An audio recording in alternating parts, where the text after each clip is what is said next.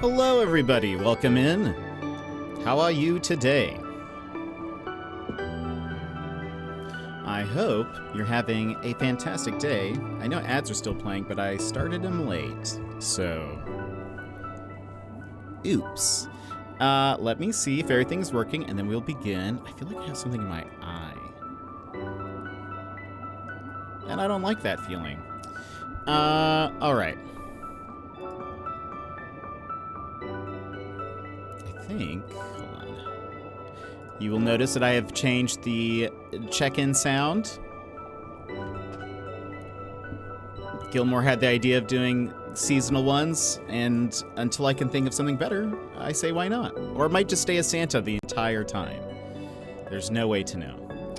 Alright, I think we're good to go. Let's go ahead and move on over. Welcome in, everybody. How are you today? We have Emmers, your first Emmers. How are you today? How's it going, Johnzo? Welcome in, Johnzo. Way to go to get your first fuel up check-in at 365. You get a reward. Sassy, welcome in. Hello, how are you? How's it going? Daz, hello. Daz, I posted your Osvent calendar video on Instagram, so for people who are on Instagram who are following me, you should go give it a like or something. Watch it. So Instagram says, oh, people like this. Yimit, also hello. I see that check-in in there. Joss, welcome in. Hello. Yeah, I posted that today. There will be a new video starting Monday, because we won't stream tomorrow. But I hope you guys are all having a fantastic day. Let me lower the music. Today we will be playing the demo for Squeak Ross, and then going into Mythwrecked. So I'm looking forward to a bit of a chill day.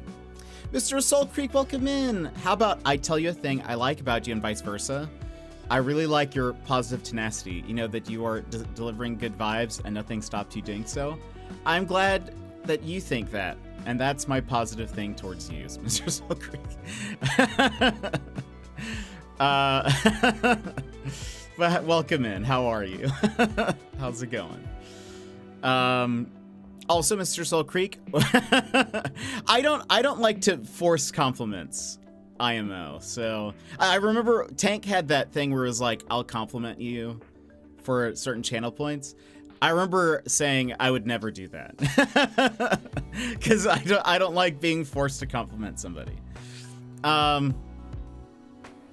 Mr. Soul Creek, since you've been around, we added the fuel up check-in. At 365 check-ins, you get a reward. So there's now a daily stream check-in that you can do. But how have you been? How have you all been? Sassy, I like that you posted Squeak Ross in the Discord. I had mentioned it the day before, or the last stream, that the demo was coming out. And actually yesterday, so I follow the devs on both Twitter and Blue Sky, but on Blue Sky, they actually seem to be more active over there, at least seemingly, or at least they're popping up in my algorithm more. And they said that they watched a few streamers play the Squeak Ross demo, and they want to add some Twitch integration into the game. And so we sent a couple of messages back and forth, because I was like, that would be awesome, because I don't think I've ever seen a Pick Ross game have Twitch integration. And I'm not sure, like, I wonder, they did not say how they wanted to implement it, or like what the Twitch integration would do. But maybe I wonder, anyway, I think it'll probably come in like the direct decoration part of the game, versus like the puzzle part. It would honestly just be fun if they had, because for those who don't know, we're going to play a demo for this game where it's Pick Ross, but it also has a decoration element to it. And I wonder if they could just add like little mice that like run around that have like your names on it or something. It's actually quite fun, and I think I'm finally understanding them and getting better at them. Oh, that's excellent. it looks like a wonderful game. It also looks like it's a game perfect for me because I like both Picross and decorating. so it's great. It's like it was made for me. A couple of side notes. I got my my Christmas emotes. Unfortunately, hold on. I'll show you. Well, actually, I only got 2 out. Well, I've gotten 3 out of the 4 emotes. You'll see a couple of those just blink, and then one of them, like, the lights swirl around.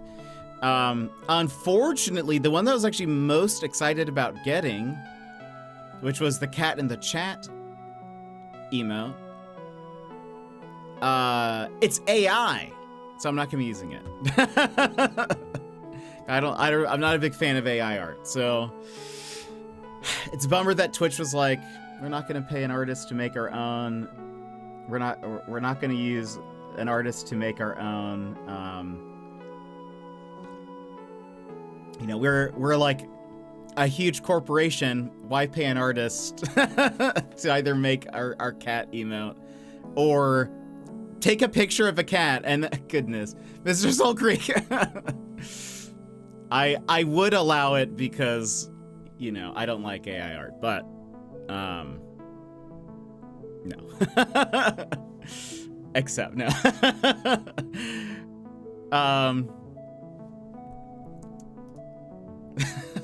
It's actually really funny that that's actually very funny. He tried, Mr. Soul Creek just tried to censor it again, and in a way that you would think it would not. And it still did it, which is funny. That's, I'm actually kind of impressed. Twitch chooses to disappoint me at every turn. Well, it just is, I mean, again, it's like, you know, granted, Twitch is probably having some money problems, but paying an artist to the AI it's learning, oh gosh, hold on. My thing is still there, yeah.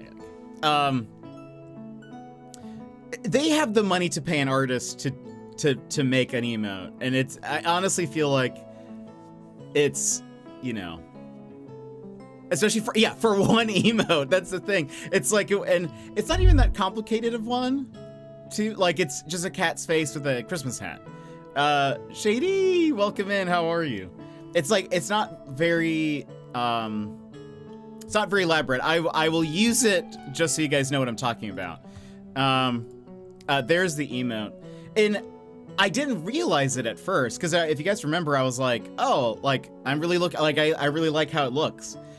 When you look at it closely, you can tell that it's like, it's definitely AI. The eyes are a bit weird, like the details in the eyes are sort of muddied, as well as the whiskers, like, are weird. Like, so some of them, it'll like start, and then it'll just disappear, and then there'll just be like a random whisker starting out of like nothing, like almost coming out of the cat's like cheek, kind of like it, like out, like it's almost like it's floating there. And there's like several that are like that. The mouth is also weird, like the details of the mouth if you look close enough. Anyway, so I'm disappointed.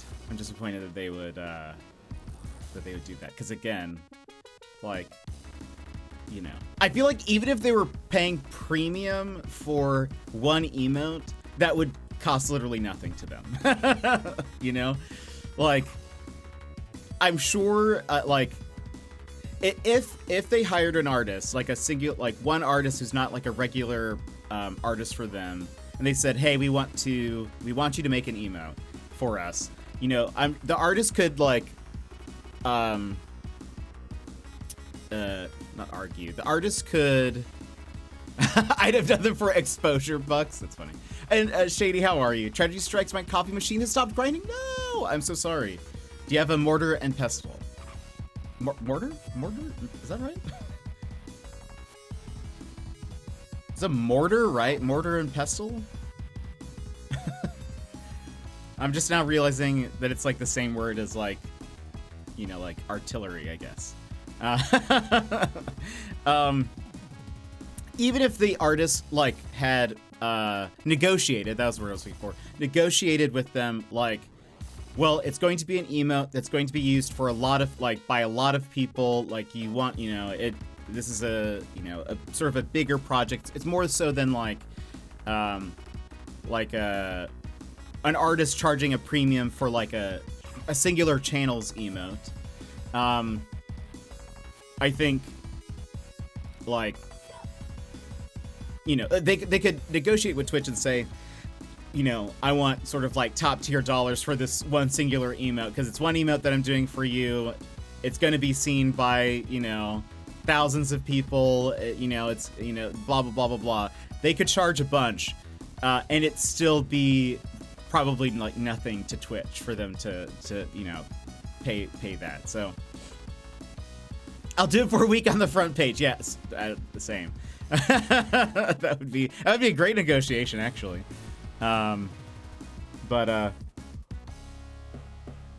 Anyway, so bummer, because I was looking forward to using that. I will say they're being torn up on Twitter right now, and on Reddit actually. That people are upset about the emote. I would love it if they like, I don't know, did it for real. Honestly, like, I feel like they could. They don't even have to. I mean, they could probably just hang around a cat long enough. Maybe I don't know. Have some like fish nearby, some fresh fish. Hang it up a little bit. That cat's gonna start meowing. You just take a photo, Photoshop a Christmas hat on it. Done. You're done. They deserve it. Yeah, I agree. Again. It's also like this bugs me. This is less surprising though. Call of Duty is using AI for a lot of their art that they're using in game. So like in Call of Duty, you can get these like banners that if someone looks at your profile, it shows some kind of art. It shows like your account level. Things that you've unlocked and blah, blah, blah, blah. But the banners, there's like a ton of banners you can unlock. A bunch of them are AI. I don't know if all of them are. I think some of the ones that are animated, I do not think are. Or maybe it's a mix of AI and then somebody like editing. But there are some that are very clearly like, it was literally just like straight from the application to the game. Spotify Wrapped 2024. Actually didn't hear, I haven't heard that. I've heard people talk about it. Obviously your Spotify Wrapped is done by like algorithms and all that sort of stuff.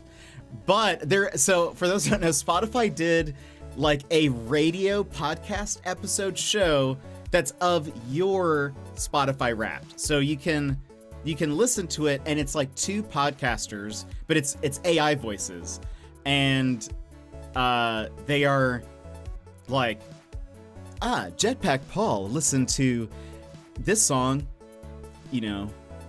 800 minutes of this, of this album, or and they're talking about back and forth, and the voices just aren't good from what I've heard. And I know they're like they're obviously trying to improve that technology, which I don't know if I feel good about for the most part, but I feel like there's a lot of concerns there for a lot of different reasons. But the voices that they're using for this, it's just so stilted and robotic, and like they banter back and forth, like the podcasters banter back and forth, and it's just very like, I don't know, you're just very much like, this is like very awkward robots talking to each other. Look, the podcast thing was more of a okay, whatever, but their art for each of their stories, the words they use, absolutely. Wait, oh really? Oh, I didn't even notice. My Spotify Wrapped said I'd been the #1 listener of the murderous voices in my head. How did they know? They're everywhere now. Do you also get ads? DB, welcome in. How are you? It's very funny. If the Uncanny Valley could speak, honestly true. And Too Much to Bear, welcome in. That was actually very well timed. Both Darkborn and Too Much to Bear. Yeah, that stuff is lame. I have concerns about like AI voices for a few things. One, I don't like when I mean, granted, it's going to be up to the like voice actor to, you know, decide if they want to do that. But like there have been a lot of companies that have been trying to sneak in like, well, we get to, you know, record your voice and use that for like data sets, basically. So that way we could then use an AI trained on your voice to get you to say something else. And I think that's super sus. I think that there's like no amount of money that would make it worth it, I guess, because they could just use your voice infinitely, and you get nothing from that, you know, or you know, maybe you're getting like pennies for every time they use your voice or whatever, but I don't know. October was your Pink Pilates Princess Strut Pop moment. Wait, is that what you got? Like, what is that? Oh my gosh, that's why getting proper subsidiaries on the matter. Yeah, I mean, and that's why it has to be like, I think the like voice acting unions and stuff need to is it the Voice Actors Guild? I forget. Anyway, I mean, I think there has to be a lot of, you know, stuff in that, as well as I don't like AI, like I don't like the furthering of that technology, partially because also like as a streamer, like my voice has, they could just like rip all of my stream VODs from YouTube and probably, you know, develop something that sounds exactly like my voice and even could probably match like the way I talk and all that, because there's just so much out there. So like the sort of that technology advancing is not something that I'm very happy about, because I feel like that's something that could very easily be abused, and I don't know. Okay, I couldn't remember if they were under the Screen Actors Guild or not. Malgoth Skateboarding Punk. I've seen those titles for like your day list and your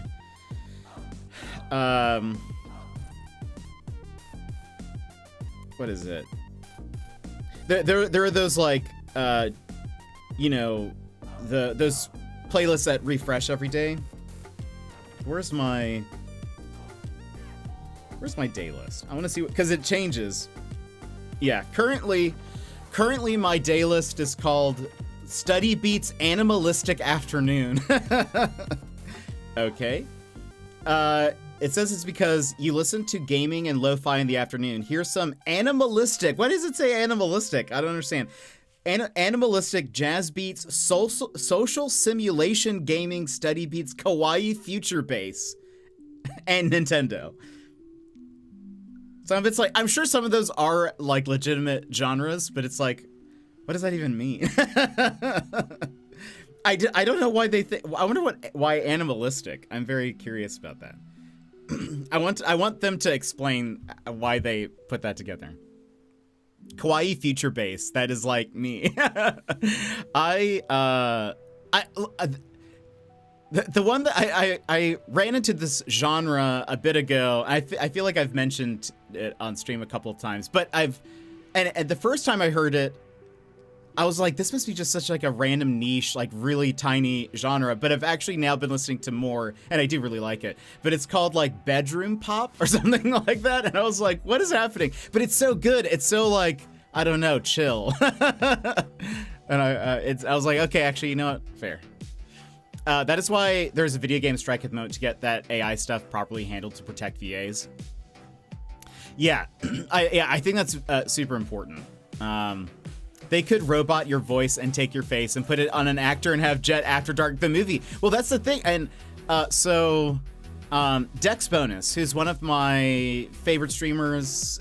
She's one of the few streamers that I watch that's like has a very high view count. I tend to watch like smaller streamers, but she's the streamer that inspired me to start streaming and whatever. But she has transitioned for the most part from being an on-camera streamer to being a VTuber, and she said that she would kind of she's been saying for years that she would do that if AI ever got to the point where people could just like take footage of your face and then use it for other things, so now she's mostly a VTuber, She does like one stream a week where it's a podcast, and so she's on camera, but which I'm like, I do not blame you. I think it's super weird.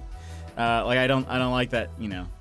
I'm usually a big fan of technology. I don't like that, you know. I feel like we're moving into a place where it can be used a little bit more maliciously and personally, I think. My playlist is called Lo-Fi Beats to Kidnap the Starbucks Employee Who Spelt Your Name Wrong Too. Oh boy. So specific. My favorite super niche genre is Dwarven Power Metal. It is a thing. I think that's like, what's that called? That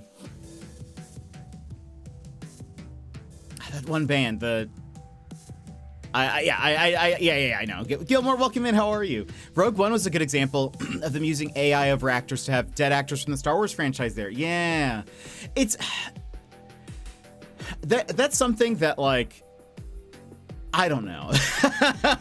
That's one of those things where I feel like maybe if it's like okayed by the person, like when they, like, before they die, like maybe that's okay. I find it rather, hold on, before I use this word, I'm gonna make sure I'm saying it right, or that I'm like using it in the right context. Yes. Rather gauche, if you will. It just feels weird to me. I think it just feels like someone's basically puppeteering their body, and I have to imagine that if it's not okayed by, like, you know, if it's not something you discussed before, like if I had a family and I was okaying this, I would make sure to also discuss it with my family, because I feel like it would feel so terrible if that was not something like discussed, or the family's not getting compensation for in some way, to see, like, you know, your dead loved one being used in a movie and like they can just kind of do whatever with them. Like, that feels, to me, that's something that's like, I don't know. There's like, is it completely wrong? I don't really know, but it definitely feels weird to me. It would, and I think there has to be a lot of conversation sort of behind it. It's definitely not something that I would say should be done flippantly.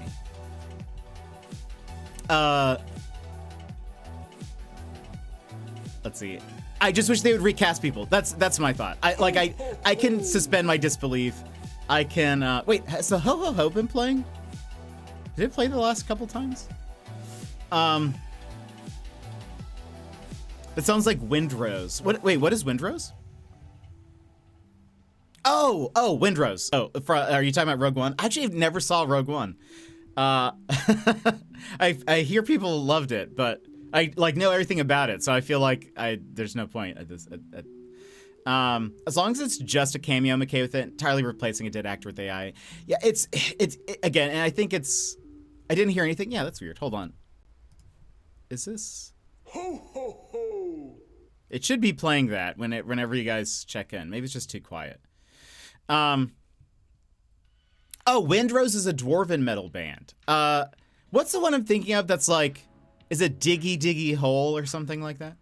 Oh, hi Darth, what's up? As long as it's, yeah, it's one of those things where it's like, you know, maybe something real quick, it's probably fine, or like, but again, I think I would like to be comforted in knowing that the actor discussed this, like it was okayed by the actor before their passing. Also, their family, like, you know, is their estate is being compensated, or, you know, because otherwise I feel like I would just be like, I can't see this movie. Like, to see your loved one, like, I don't know.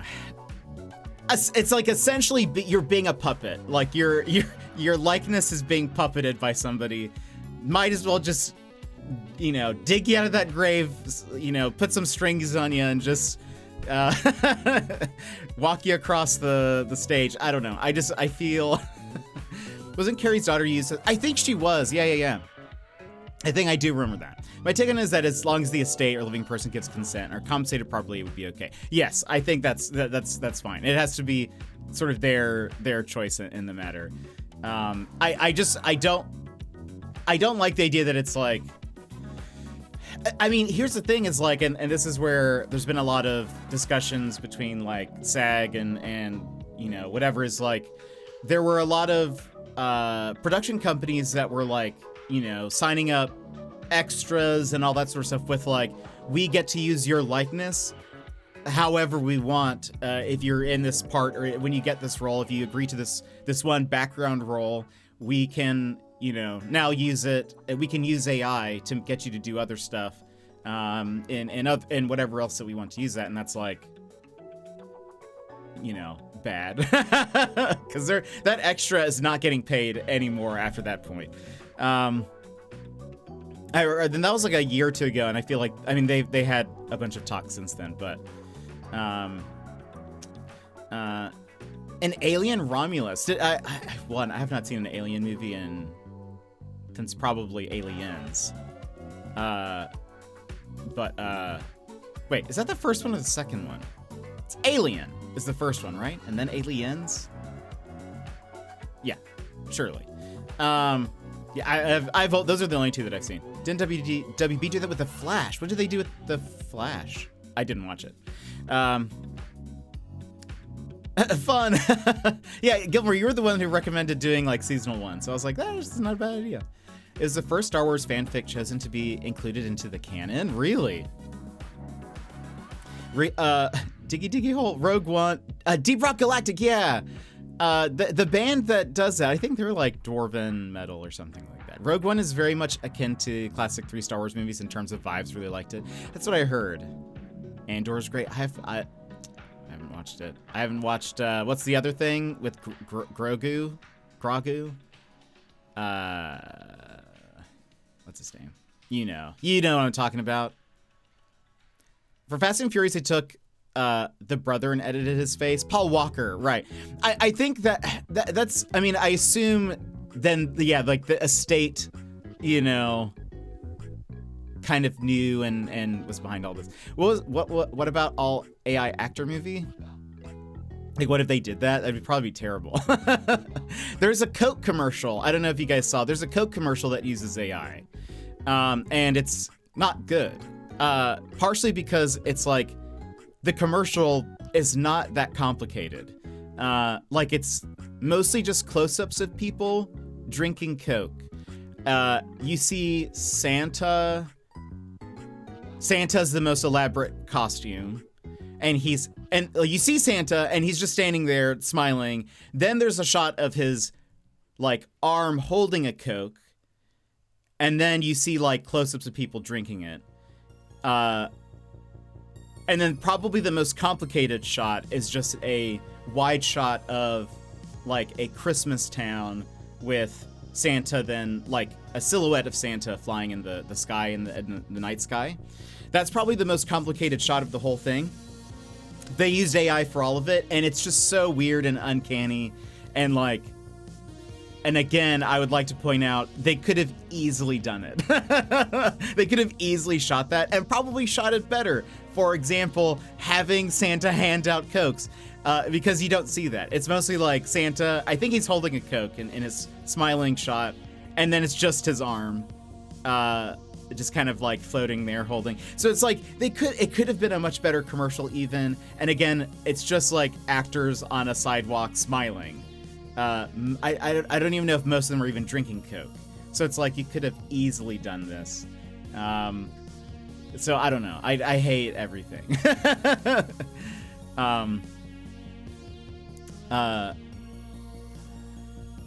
Where did they come up with these Spotify phase names? One of mine was McBling Throwback Pop Teen Rock. I don't remember these titles. Hold on. Let me look at mine again.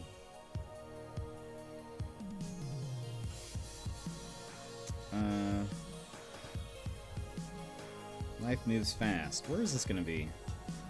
You've changed. So has your listening. Is this gonna be? No.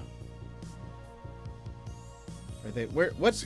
Do you guys remember which? And thank you for the lurk, Daz. Gotta walk the boy. I hope you have good walkies. I hope it's a good walking time.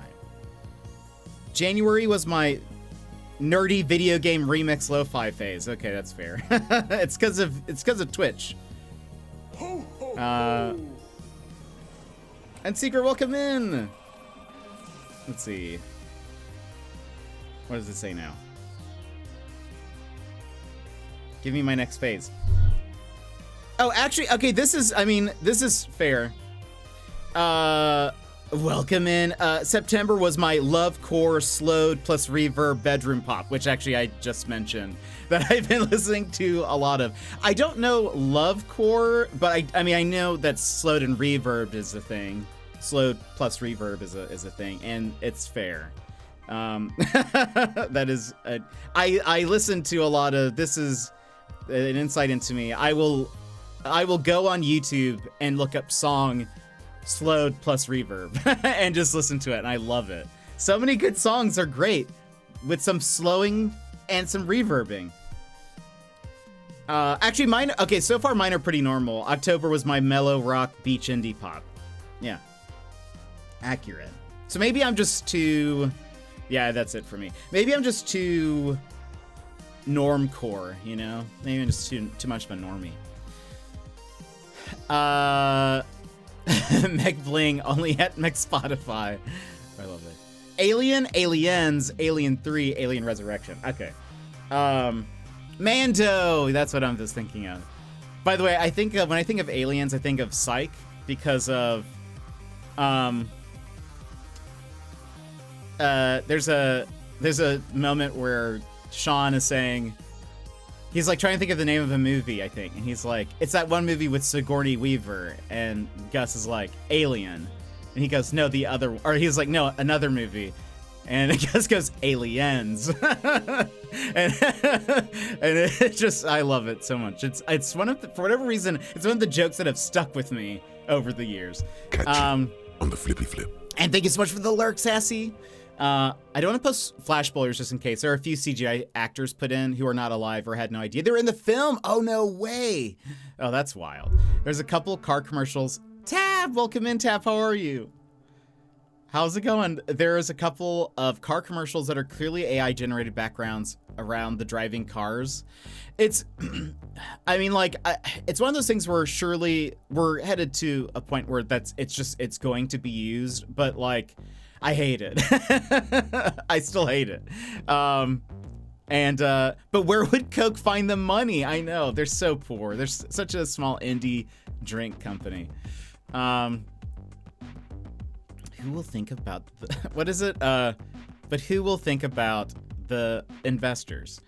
I got bougie, clean rap, and hip hop with artists like Tupac, Kendrick Lamar, and Run the Jewels. Interesting. So bougie. Lovecore is HIM. I don't think I know who that is. I'm gonna have to look. What is Lovecore genre? What genre is Lovecore? Hold on. No, this is an aesthetics thing. But is that the same? Is that? What is a description of like Lovecore? Or is it, wait, the internet aesthetic that's all about romance? Okay, maybe that's fair. I listen to a lot of sad songs and a lot of them are about relationships and love, so that's probably why. I was preparing for the Avril Simple Plan concert, so I get the throwback thing. Once the concert passed, I stopped listening to Spotify. That's fair. I listen to it all the time. Really need to get dinner in the oven, or it'll be 9 p.m. before we eat. BRB, alrighty. Tap, how's it going? I'm doing all right. Currently working from home, but it's been chill. How it goes here? It's going pretty good. We're talking about AI stuff, music, etc., etc. For the record, the reason why it came up is because Twitch's new cat in the chat emote is AI. They're too small of a company to pay an artist. Sag. Finnish metal band Him. Interesting. AI stuff, more like, hey, I don't like it. That's good. Use that in your tight 5. My Spotify was like, your January was all about X, your March was all about Y, and then it just gave up. Didn't say any other months or styles. Maybe you just did you just not change your music style? And Ken, welcome in, Ken. How are you? And Jetpack Dude, welcome in. How's it going? How are y'all? See. And thank you so much for the lurk. I appreciate it. Thank you for lurking. We love lurkers here. But yeah, I don't know. I recognize that like it's going to be used in a lot of things. I'm not gonna like it, and I'm not going to really like, you know. I feel like the things that I can choose not to support, I probably will. Like again, like I mentioned this briefly, but in Call of Duty, the newest one, the banners, some of the banners that you can have for your like profile are AI art, and it's one of those things where probably if you're just like looking at it in passing, you might not notice. But there was one that I saw that it's like I think it's a woman in a dress, and there's like skulls, and maybe that's it. I can't remember. But like, I think like her hair is like melding into her dress, and like the dress is like, and it's not like stylistic. It's not a stylistic choice by an artist. It's like, it's just like the details are just like melding together. And I was just like, your Activision, Call of Duty is a huge franchise. You could pay artists to make custom things. But I think Activision, being the profit-hungry company that they are probably just thinking like, we can just pump out as many of these so we don't have to pay somebody and whatever. And what I don't like is that a lot of it is also like, it's not like they're using that as like a base for something, and then they've like hired an artist then to at least like polish it up or make it look better or like whatever. It's like a lot of this must be like straight from and right click save as to computer and put it into the game. Like there's no kind of quality check or whatever. Not a fan. Just listening in and playing some PoE 2. Paths of Exile? Is that what that is? I do not support that part of AI. Like, it isn't hard to hire people to make this. Yeah, there are a ton of freelance artists that would love the chance. WotC is also guilty of using it. Yeah, I've heard that. And that's even after they were like, we're not going to use AI art. And then it's like a couple months later, people are like, they're using AI art again. Yes, Paths of Exile 1. I've never played it. I've heard very, very, very good things.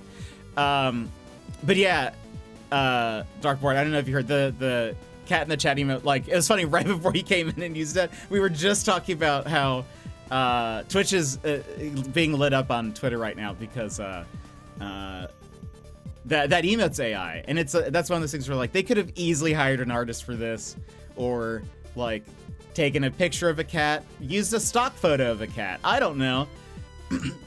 The cat in the chat emote is AI. The one that I was like, oh, I'm really looking forward to this one. It's AI. Crying, I know. It's the one that I was the most looking forward to, and I'm like, oh, I hate it. And I'm not gonna use it. I know. I was like, that's the thing is like, they could have easily hired someone to do this, and I kind of wonder, maybe they're getting such backlash that maybe they'll like, because they've done this before, where like, you know, they'll change something or people get so upset they're like, okay, actually we'll hire someone to do it. Like, it's, and again, this is kind of also my complaint with like the Coca-Cola commercial. Like, that emote is not incredibly complicated. It's literally just a cat's face with a Santa hat on it. I like that it has like kind of like a pog open mouth expression, and has like you know, its eyes are pretty wide open. That's like, I think, the main features of it, and that's really all it needs to be. They could have hired someone. They probably have someone on staff. Like they I'm sure they have staff artists. They could, and if not, again, like we were talking about before, like plenty of artists on Twitch would either have done it for, even if they charged a premium price, would have, like it still would have been chump changed for Twitch, but like Jonzo and I were saying, we would do it for like an exchange of being on the front page for a week, you know, like like something like that would be just easy. I could do better. Yeah, that's the thing. Yeah, exactly. A wonderful emote. So anyway, I should make my own and just use it and just add it for the month because I think we have an extra slot or two. I'll make my own. I'll make my own cat in the chat emote. Because it's I don't know, it's yeah, I was sad, but yeah, I didn't notice it because I even said it the other day. I was like, do you have a song spot in Discord? Oh, like not specifically, but you can put it in general or under hobbies or whatever. I'll just use myself instead. You should. That'd be adorable.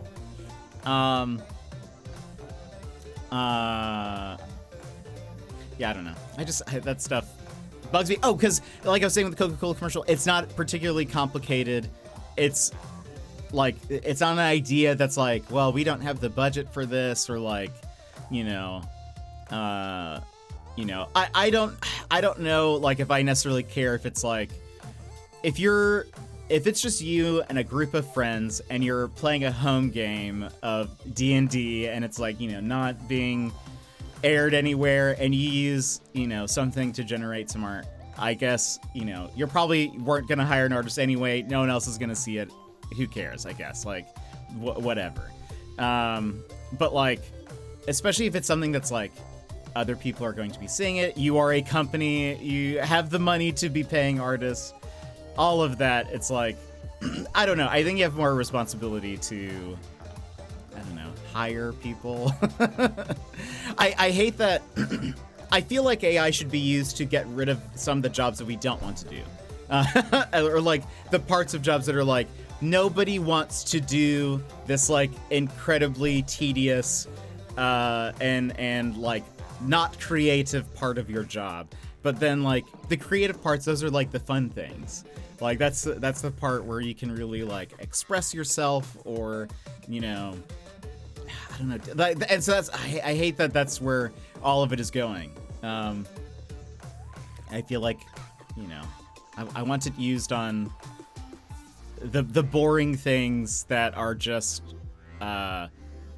like repetitious and not, I don't know, not creative in any way. But table flip. Are you posting a song, Jonzo? Is it a lovecore song? Oh wait, I just saw Daz posted in the Discord. October was your Pink Pilates Princess Strut Pop moment. That is incredible. That cracks me up. Yeah, get your check-ins in.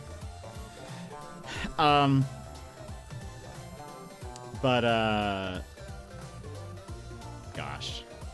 I listened to a couple bands that call their music lovecore or love metal. Interesting. I'll have to check it out. Good morning, Sunday morning, very hot and sunny. Oh, very nice. We love that. We love that.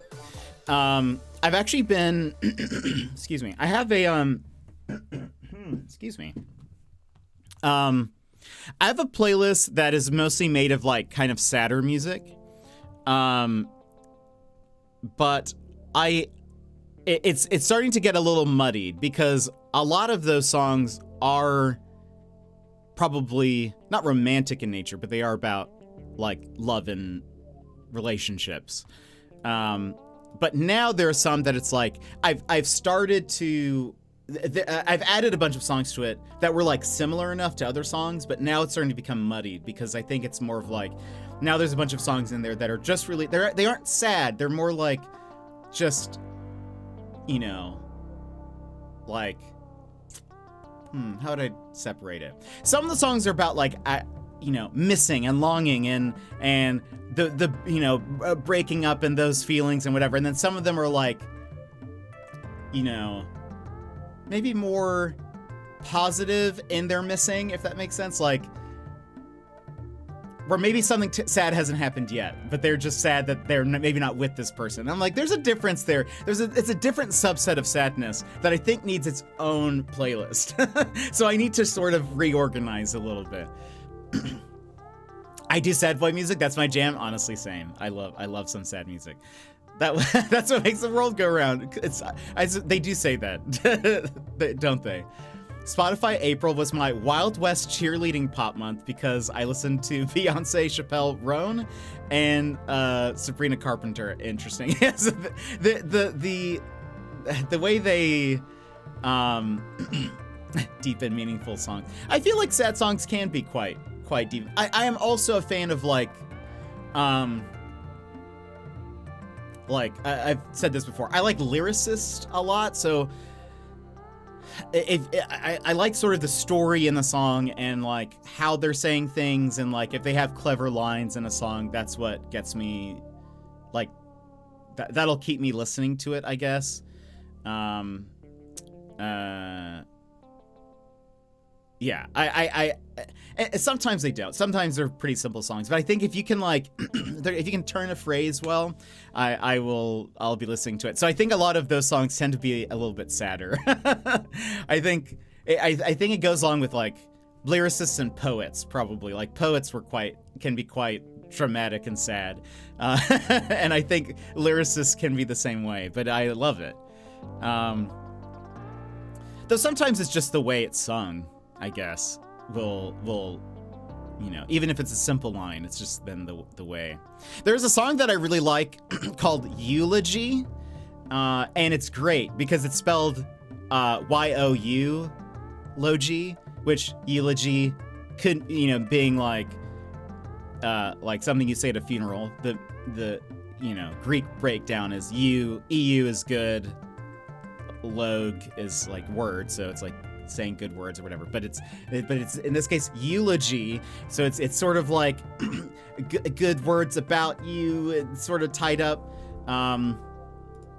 but anyway, the lyrics are like maybe a little melodramatic, but it's so good. So I was listening to that a lot yesterday, but yeah, I have here's the best part, and here's the best part for me. The playlist that I have for my sad music, here's my line of reasoning. The name of it is Cantaloupe. Why would it be called Cantaloupe? It's because a lot of these songs are melancholy. And a couple of and a cantaloupe is a kind of melon, right? In my head. So that's just word association. So anyway, I have to unlurk just to shake my head at that. Thank you. I thought it was going to be for a can't elope. Yeah, it could be. That could also be a direction you could go with it. Yeah, it is a melon. Okay. I don't like. Actually, I don't. Cantaloupe's not a fan. Not a fan. So anyway, but I was like, what should I call this? We'll call it my Cantaloupe playlist. But honestly, that would work because a lot of these songs are like, love is gone. I think there's a song that's on here that just repeats for a few lines. Love is dead. So I think it's like love is gone. Love is dead. It's dead. It's dead. Anyway. So good times, everybody. We're having good times. Maybe one day, if we're having a sad day, where we need some chill sad tunes to be sad to, I'll play some of my Cantaloupe playlist. A lot of my sad songs feature a singer named Andy Hull, so I named the playlist Andy Hull in My Heart. Oh, that's so good. I applaud that. I don't have an emo phase. I just have an emo life. It's not a phase if it's your entire thing. I don't know. It's so good. There's such great sad songs.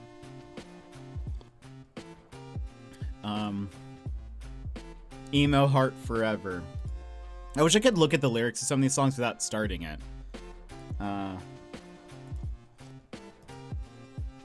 to think. Trying to think if there's any standouts that I should mention. I'm scrolling down through the list. It's sort of just a general vibe. And they some of these are like indie rock or like indie pop or like kind of what I was talking about. Some of them fall under bedroom pop, I think. But I also have like shoegaze, if you guys are familiar with that genre. I have a few shoegaze songs in there, which is quite different. All right, talking about emo. Speaking of, Brad, welcome in. How are you? There's actually an old. I actually used to listen to shoegaze before it was popular with the Gen Zers. That's right, I am a hipster. There's like an old. I think this must be like early 2000s. Shoegaze band called Starflyer 59, and I have loved them for a very long time, but they don't sound sad. Well, maybe they do. They sound less sad than I think other songs, maybe because it's more like it sounds more rockish. But they have such songs like somewhere when your heart glowed the hope, goodbyes are sad, when you feel the mess? What is it? What are your songs?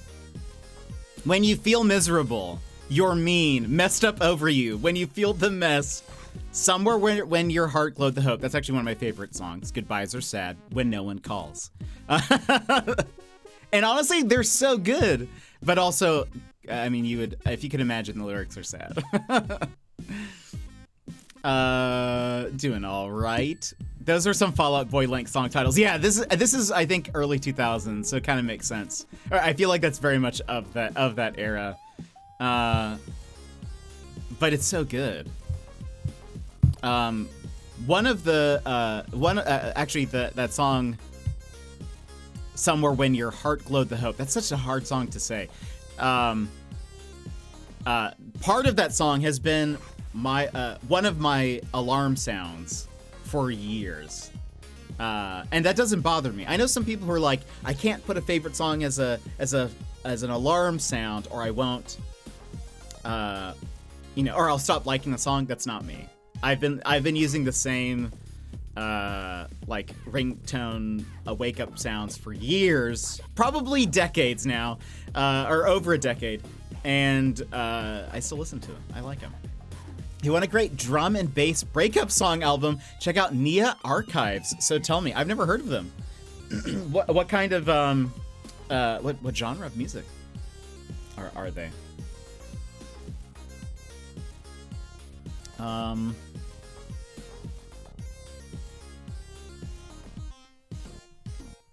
Howski, who I really love, he was actually my #1 played artist this year. He has a lot of sad songs, but he's great. But he's like a great lyricist as well. I like his style of music. I like the way he sings, but he also can turn a good phrase.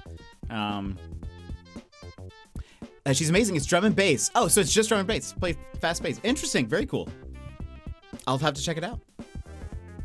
Nia Archives. Okay. I was actually thinking about this the other day. I was like, one day, I don't know what kind of stream it would have to be that I would be playing, like, not like video game music, I guess. Like, it would have to be a game that, like, we don't necessarily need to listen to the soundtrack and it's chill enough. I was like, one day I'd love to just play Howski, like, just have a Howski stream where I just play in the background, because I love.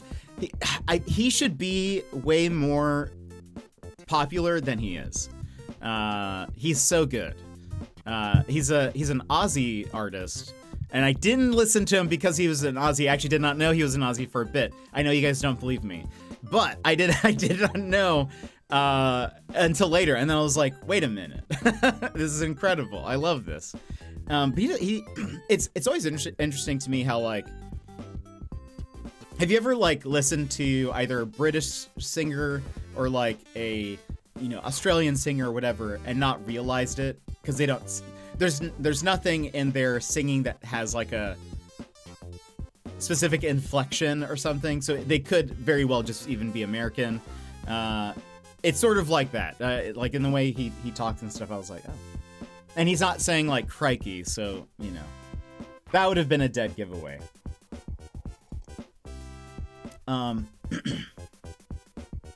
But maybe I'll play. I can play one Houseky song, and then we can get into our break, and then our. We're gonna play the demo for Squeak Ross. I don't think it's gonna take very long, and then we'll get back into Mythwrecked after that.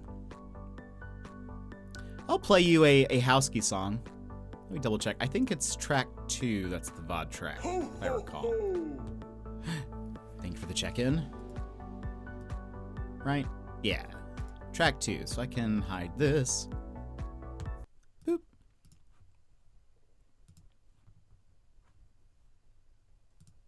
Houseky time. Houseky time. I will play for you guys. This is one of my favorite of his songs. It's called Silver Lining, and it's so good. Will you guys hear the song again, maybe? Maybe on January 3rd as a karaoke song? Maybe. So now you get to hear it and then hear me sing it poorly later. And really, I'm wanting you guys to listen to this mostly so that you guys will start liking it. And then I'll have more people to talk about Houseky with. And it'll be great.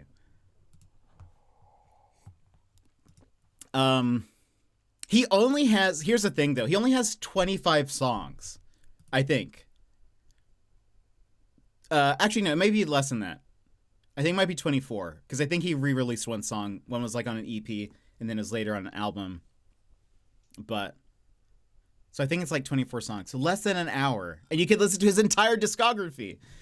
He needs more songs though. Unfortunately, I don't think he's like a full-time artist, which I guess also makes sense because I'm sure that is not easy to do. I assume that's how you become a starving artist real fast. But he has a lot of like, I don't know, sort of approximately sad songs. He also has he has 3 concept albums that are all tied together. That all have to do with like, I think each album has 4 songs. Yeah, I think each album has 4 songs.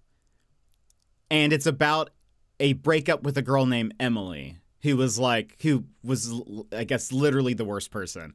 And so like the first song is sort of, or the first album is like him in the relationship and sort of at the end of it, and realizing that something needs to change.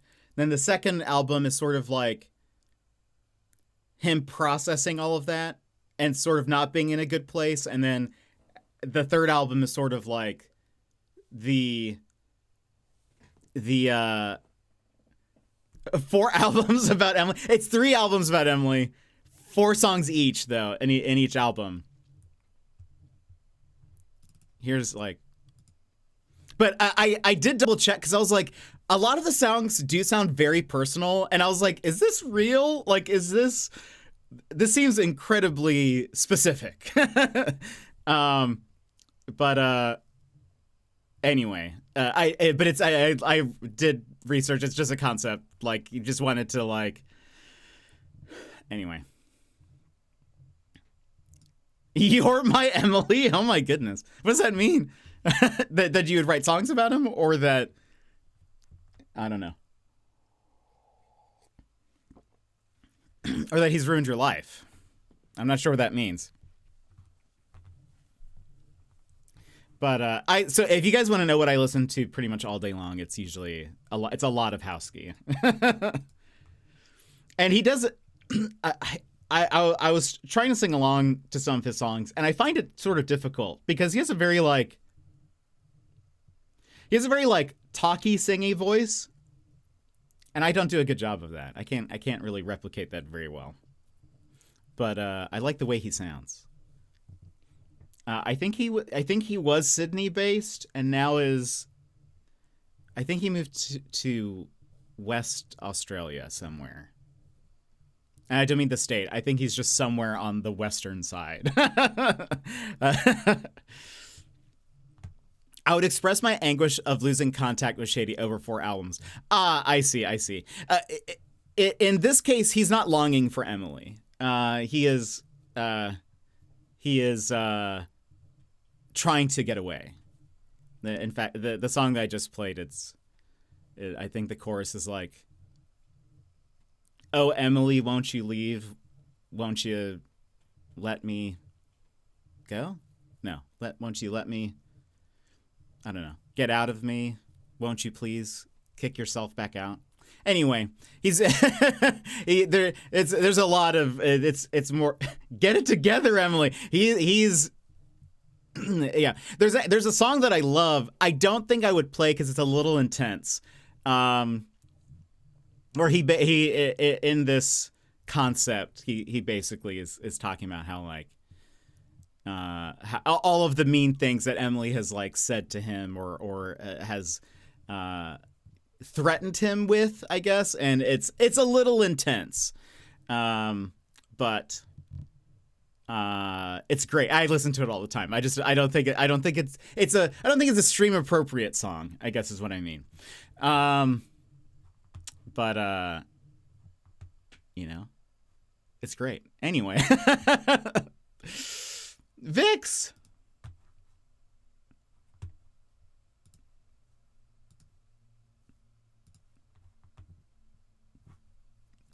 That is wild. That is many months. Yeah, because we met through Square Stream many moons ago. But thank you so much for the 32-month resub. 32 months, that is wild. Because, yeah, we've probably known each other then for about 40 months, something like that. I remember finding Square pretty early on. And granted, I didn't find him, but, you know, I was introduced to Square very early on, so. I've missed all this context, but thank you. And/or I apologize. I love that. Okay, friends, we need to run ads, and then we'll come back and we will play the,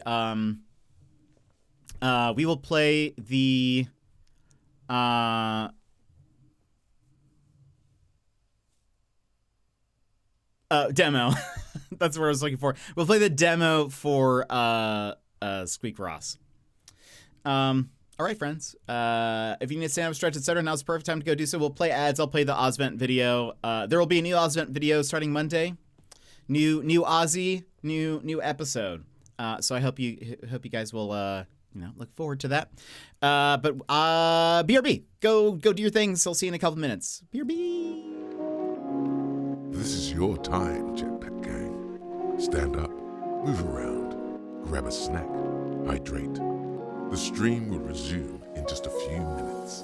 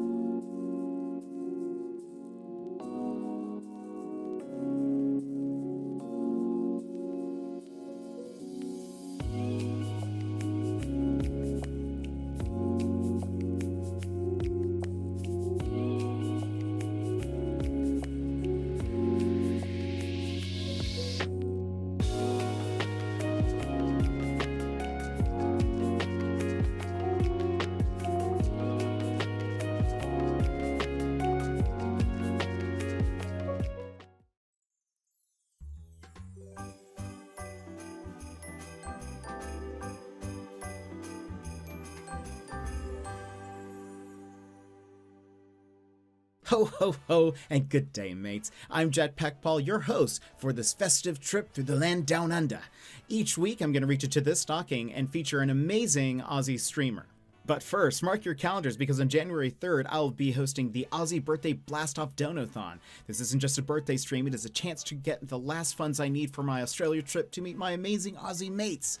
So tune in, January 3rd, there'll be fun incentives and games and stuff, so I hope to see you there. But now let's see who we find in the Ozvent calendar today. And, oh, what do you know? It's Streamin' Daz. Let's give him the old razzle-dazzle. If you love cozy gaming, big laughs, and a dog that's cuter than Santa's reindeer, well, then you're gonna adore Daz's streams. He left the corporate life and traded spreadsheets for pro gaming feats, and now has a Twitch channel that's all about fun, community, and a little bit of chaos. From Satisfactory to Phasma to Final Fantasy, Daz knows how to keep things fun. But of course, we can't go on without mentioning a good boy who'd even make Rudolph jealous. It's Ralph. Whether he's keeping Daz company during epic adventures or just snoozing in the background, Ralphie is the perfect partner in crime. When it comes to Daz's stream, will you find cozy vibes or chaos? Probably both. You might walk in and hear Daz's wonderful laugh, or just watch him get jump scared by a sound alert, or literally anything. Or you might even catch him chugging mayo. Yeah, I don't know how to explain this one. So if you want cozy vibes, an adorable pup, and plenty of laughs, make sure you check out Streamin' Daz. Drop a follow and join one of the most wonderful communities on Twitch. You'll feel right at home. And don't forget, you can help me make my dream trip to Australia reality by joining the Aussie Birthday Blast-Off Donathon on January 3rd. I need your help to make it happen and help me hug my mates, so I hope to see you there, and I can't wait to share the journey with all of you. Merry Christmas, ya legends, and I will see you in the next one. And welcome back, everybody. All right. So, we're playing the Squeakross demo.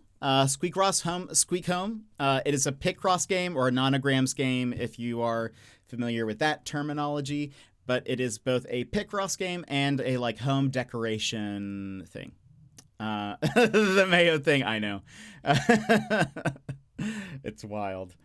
But yeah, we'll check it out because I love me some Picross. Create a profile to claim your free home Squeak Home. Get a controller. You can edit your appearance at any time. How lovely. Body mass.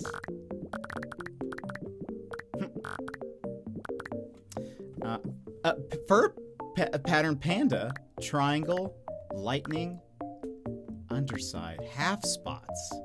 Oh, that's pretty cool. The amount of customization is amazing, yeah.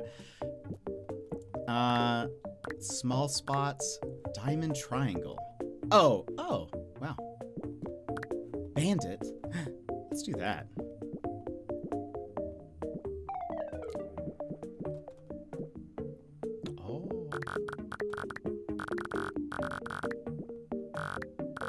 I kind of like the idea of making like a raccoon like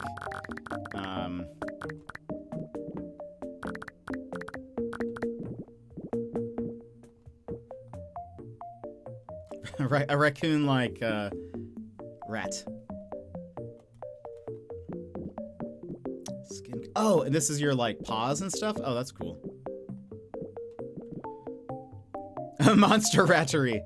That's the pattern I went with. Yeah, that's dope. Actually, let's check the other ones. Half, twirl. Oh, that's cool too. Gradient, line. Hairless? No, thank you. Okay, I think that's... Let's go back to bandit. There we go. Is this just a shortcut to these things? Okay, and then... Oh. Wait. Oh, no, this is different. Wait.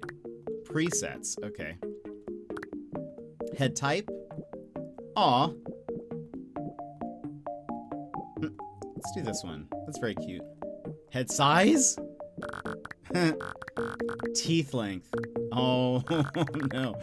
That is hilarious.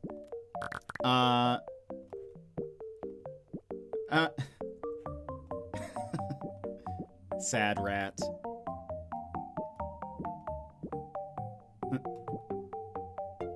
Very dopey. What does this look like? Aw, I kind of like it. Let's be a sad boy rat. Oh, he's not sad anymore. He mad. Let's do that. These sounds are very like me channel, or like when you're making a me on like the, oh no, that's actually perfect. Yes.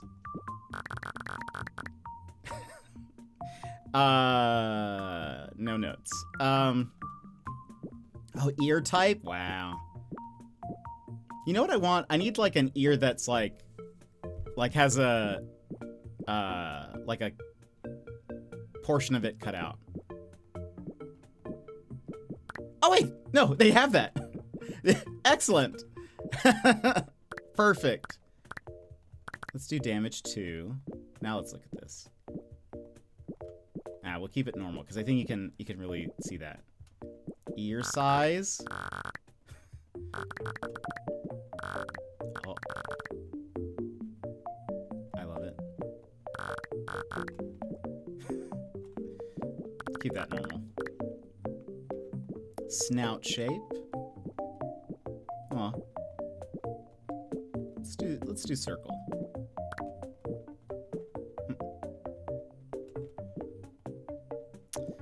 Whiskers. I love it. It's so good. We'll just do normal whiskers. Tail length. Just nothing.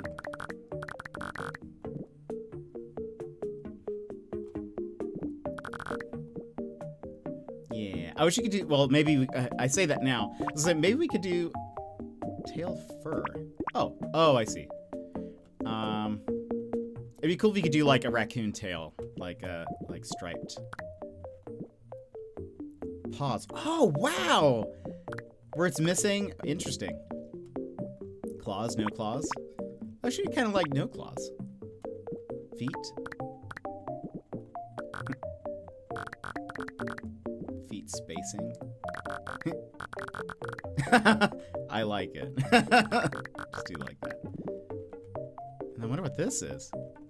Yeah, there's so much.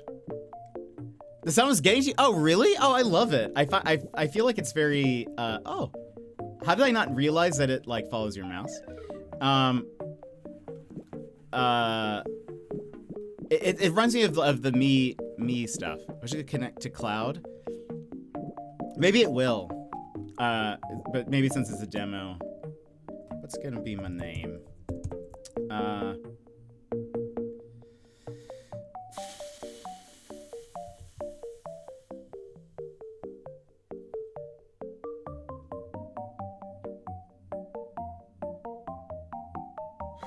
What's gonna be my name? By the way, is this a mouse or a rat? It's a mouse. Yes? It's a rat? Okay. What am I gonna name you?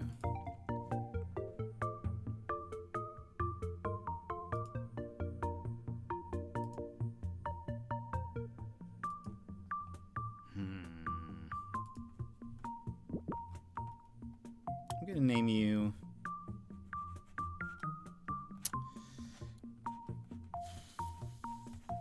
What do you look like? I'm just gonna name you... Oops. Anxiety. Done. Yes. Teeth, so that would have been a good name. Anxiety's room.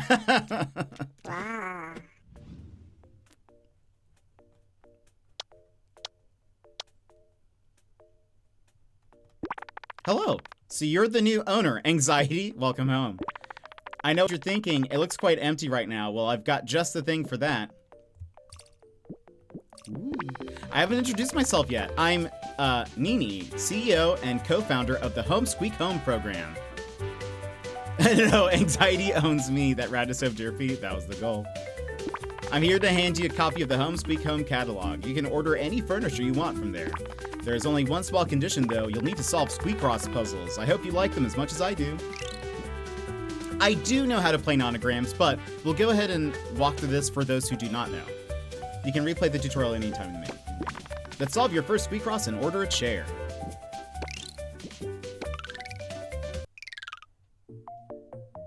Let's learn how to play. I'll show you how fun it is. This puzzle is a squeak cross, also known as a nonogram. The goal is to find which cells have to be filled with squares to form a picture. You'll use the hint numbers, which are up here, around the grid to solve the puzzle. These hints show the number of connected squares on a row or column. See the 5 on this row? It means that there are 5 connected squares on this line. Fill them using this thing. And we know, because this is a 5x5 puzzle, if it is a line that has 5, we know that all of them are filled in. It's going to be the same with here. Well done. This also works for columns. Hint numbers tell you how many squares are connected together. So like, for example, here, it's going to be 5. Here, we know 4 of these, but we don't know if it's going to be like these 4. Is it from here to all the way to the right? We don't really know, you know, where that is, and that's where the puzzling part comes from. So here we have 5. Starting with the largest hints can be helpful. This column has 5 connected squares. Fill them in. Well done. Easy, isn't it? This hint number is 4, but there are more than 4 cells on this row. This row has 4 connected squares. Since the first square is on the side of the grid, can you find the only possible arrangement? So because we put this, you know, this column here, because there was that 5, we know now that this one has to be filled in. So this square cannot be a part of the 4 because it's 4 connected ones. So 1, 2, 3, 4. Whoops. Nice. Complete this line too, please. Same thing. Amazing, you pretty much know how to play squeak cross now. Let's learn a few other concepts. Cells can be crossed out too. Crossing cells that cannot be squares will help you move forward. You don't have to do that, but it's helpful getting the full picture, I think. It's easier to keep track of everything. Notice how some hints turned gray? It means there are no more possible squares on these lines. Use right click to X a cell to complete that line. Nice. When hints are striked out, that means you have fully completed that line. Look for all lines. Look for all lines with only gray outline hints and complete them with X. Puzzles where you lose my brain. I know you don't like puzzles. So here, for example, we know the way this works with like multiple numbers. We know that there are 2 squares connected, and then there is going to be 1 square by itself. If it's like numbers separated like this, they do not touch. So we know this is correct because these other lines are correct. But it would be like 1, 2, and then we put an X here, and then here's that solo one. We can also put 1 here. Well done. As you solve a puzzle, hints change and help you progress. Look at that. We're almost done. Let's talk about lines with multiple hints. Hints read from left to right, top to bottom. Each number is a group of connected squares. These hints tell you there are 2 groups of 2 on this line. Complete that line by adding 1 X and 1 square. So again, it says it's 2 and 2. In a 5x5, the only possible solution is that the square is going to be the one that needs to be filled in. Why? Because if this one was the one that's filled in, that's going to make 4 in a row, which that's not what it's not, you know, it's not 4, it's 2 and 2. So this is going to be an X, and then we put that there. You're good enough to finish this puzzle alone now. Before I go, let me give you useful tips about hints.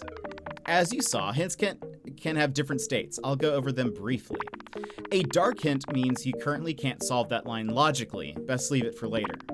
Striked out hints mean these rows or columns are done. An outlined gray hint means the line is almost done. Adding X will complete the line. Finally, the most important ones are blue hints. A blue hint means that you can logically find at least 1 square or X on the line. The best way to play is to focus on solving the blue hints. The more you progress, the more these appear. You can review all this information with the manual in the main menu. One last thing I forgot to tell you about the absolute rule of squeak cross. You should never, ever take a guess. Never guess, only deduce logically, and everything will be alright. Now, finish this puzzle. There I am. Boop. Boop.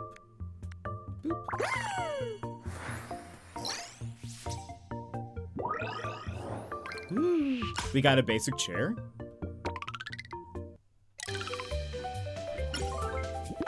You're a natural. Let me show you how to place that hard-earned furniture.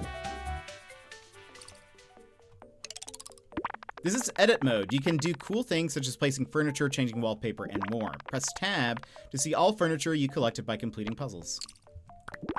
All your hard-earned furniture will end up here, so come back often to see what you unlocked. Try placing that chair you just got.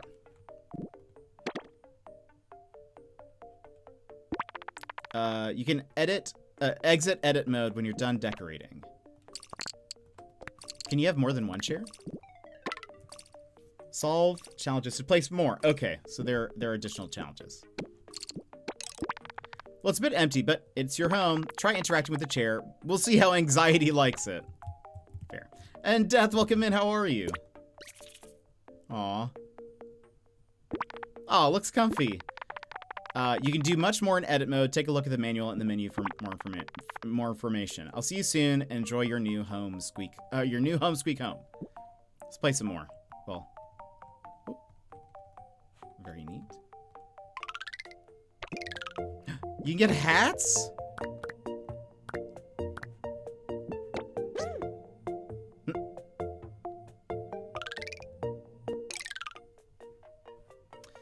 Let's play a couple more. Doing all right. I'm doing all right. We're playing a demo real fast before we hop into more. Until we hop into. Whoops. Also, hold on. Color illegal lines. I don't like to know everything, TBH. And actually hide colored hints. That's fine.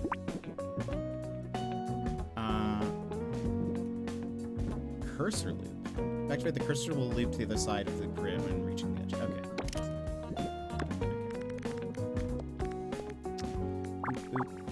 We're playing some of this before we hop into more Mythwrecked. I just really like Picross, and this seems like a very cute game. I also like decorating, so that's perfect. Let's keep going. Is this a hat? Boop, boop, boop, boop.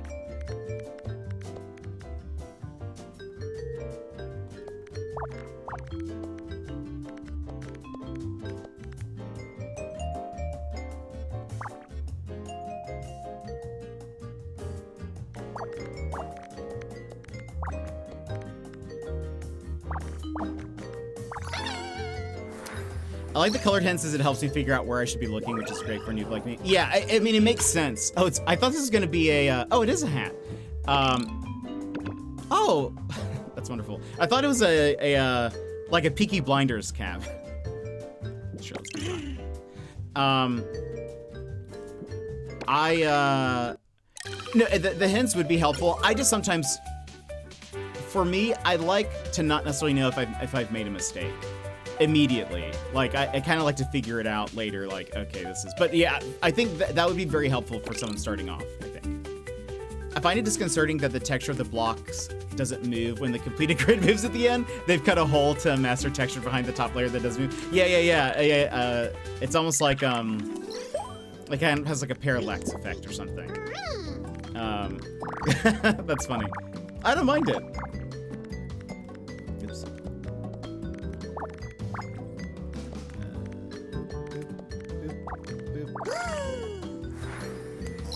Yeah, but I do like that they're making it very approachable for people. I expected to render each block as a block and move it. Yeah, it kind of caught me by surprise that first time too.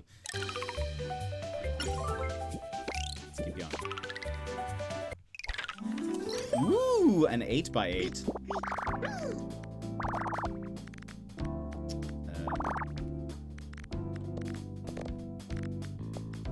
3, 4, 5, 6. Oh, they have counts. I love it. I just realized, oh yes. Okay, so they have, I just noticed this thing up here, which is wonderful. Because I'm bad at like eyeballing the distance of something. So, like, you can kind of figure out, okay, so this is where that needs to go. I also like that they have, if you do the middle button, it's just a circle. This can be used if you're, like, unsure about a placement. But you still want to, like, mark some things. I like that. That's classic. Yeah. Surprisingly, not every Picross game has these features. I tried downloading some Picross games on mobile. So many of them do not have that feature, and I'm just like, I don't understand why you wouldn't add those. Like, they only have a mark yes or like an exit. And I'm like, at least having, maybe you don't have to have the count thing, but at least having ones that you can just sort of put as a placeholder, so helpful. Never seen a count before? I've seen it in a couple of games. It's also, yeah, it's not, that's also a feature that's not super common either. But I know, like, I have come across it before, but I like it. It should be a standard. There's a lot of features in these games that should be a standard thing that do not end up being standard, and I don't know why. Because it's like, it can only help. What is this? Oh. Basic cabinet. How many puzzles are there? Hello, it's me again. You're making good progress. I think you're ready for something more challenging. Let's try 10 by 10. Is that a scarf? This one is perfect. Let's solve it together. Wait. This one? Oh. That's number 9. Okay. We're skipping 8. All right. Seems like the best one so far has great accessibility and great challenge. I'm liking this as we've played some in the past where I've been like, I don't think this game would be a good, Picross game for a beginner because of either like the features and stuff. This one seems like it'd be great for a beginner because of the features. It's also, I think it has a good balance of then like the puzzles and then making it fun, like decorating and stuff. Let me guide you through this bigger puzzle. Despite being larger, 10 by 10 puzzles work the same way as 5 by 5. Let's solve this one together and learn new tricks. It's good practice to start with larger hints. You should have no problem solving these. Good. Now, let's have a look at these 2 lines. We can find where to add some squares, by using a bit of logic. When a hint number exceeds half of the line length, you can deduce the placement of a few squares. For this 10 by 10 puzzle, half of the line, wow, let me learn how to read, first off. For this 10 by 10 puzzle, half of the line length is 5, and 8 is bigger than 5. By comparing the overlap between possible arrangements, we'll discover where some squares should be. These are some things that I've explained previous times that we've played Picross, but they're explaining it in a much more coherent way than I have said it. Let's picture where this group of 8 would go if it was on the top. So if you started the 8 here, this is the length that it would go. And here is how it would be on the bottom. So if you started down here, this is how far up it would go. Can you see the overlap between these two? So these are, again, the overlaps between the 2 little rectangles that we just did. Like if you started 8 at the top, 8 at the bottom. These are the ones that would have overlapped either way. We can safely fill in the overlap with squares, because that means if it's starting at either extremes, the squares that are overlapping will always end up being filled in. Same goes for that side. Neehee. Amazing. We can use this trick on another line. Do you see it? We can use it on 6. Yeah. 6 is bigger than half the line length, and we can use overlaps to figure out where to add 2 more. So here's another example. Starting 6 all the way on the left goes just past the middle line. The group of 6 was at the leftmost edge. It would look like this. And if it was on the right, same thing. It goes just over the middle. You guessed it. You can safely fill the overlap with squares. like a true nonogram expert. Now I want to go over another useful tip to solve bigger puzzles. When squares are on the edge of the grid, it's often a great place to continue. These two correspond to the first and last hints. Surround them with X. So we put these here because of the 8s. And because we know those are correct, we can now say these are the ones, the first one and the last one. Well done. You can add more X's by looking at the edges of the grid here. So 1, 1, 1, 1. Great. You have everything you need to know to finish this line. We already completed the 2 here. Amazing. Remember to always look for the square on the edges of the grid. We'll try the overlap trick on a line with multiple hints. Let's imagine one of the possibilities like we did before. This is one of the possible arrangements for these groups of 4. So at an extreme. And here is another that cover all the possibility for the left group. Let's fill the overlap with squares. Good. We know at least one X will separate the 2 groups of squares. So this was a very visual way to do it. I will, like in a line like this, is where I use the little temporary ones. I'll count. I'll be like 1, 2, 3, 4. I'll place an X here, or like a temporary thing. I'll do 1, 2, 3, 4. And then I'll start from the other end, and I'll count that way, and I look for the opposites. Or I'm sorry, I look for the overlaps, not opposites. I look for the overlaps. But I do it counting versus like visualizing the placement of the squares. So the different ways to do the same thing. Means this is one of the possibilities, and the other one you can fill the overlap. Amazing, you're getting the hang of it. With logic, everyone can solve squeak-cross puzzles. I'm almost done. There's one last tip I want to show you. Lines with lots of hints can feel overwhelming, yet sometimes they're easy to solve. This one looks complicated, right? 3, 1, 2, 1. But if you try to fit all hints on the line, you'll discover there's only one possible arrangement. This one completely fills a line. I will, and I don't know if they'll explain this, but so this is a 10 by 10. What I'll do is I'll add up the numbers. So 4, 5, 6, 7, and then I count the spaces in between. So 8, 9, 10. If that counts up to the amount of the dimensions, then you know it fills in the whole thing. Maybe there's an easier way to math it, but that's how I do it. Solve that line by finding its only possible arrangement. 2, 1. Well done. This works because the amount of required squares and X's is equal to the board height. Don't worry if you don't get it now. You can learn about tricks like this in the manual later. There are usually more than one way to progress. Always follow the blue hints. Checking back on lines you partially solved before can also help you move forward. For example, we added squares on the bottom row by solving that vertical line. Oh no, we added a square here. I see. By picturing the furthest apart possibilities, we can deduce that the last cell can't be a square.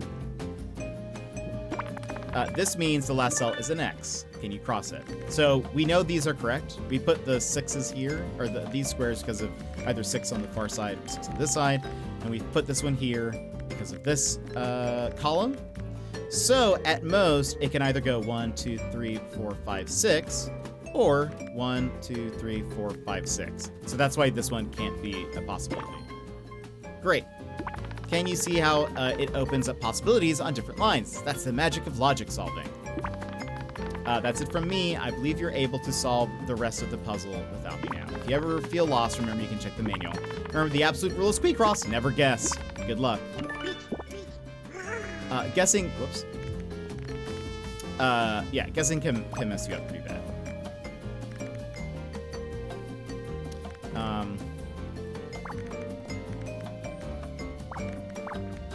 It's 5. 3, 1. Whoops.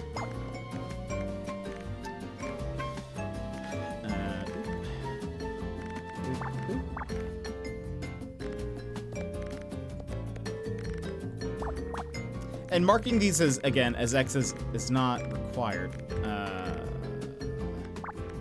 But for me, it helps me keep track of it.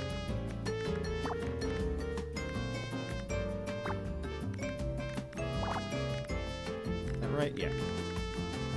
4.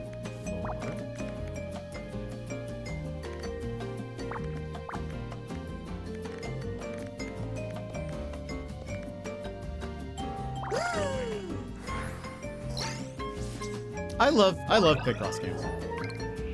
Ooh. Scarf? Fall scarf? Also, I love that the mouse is a, you know, is our face.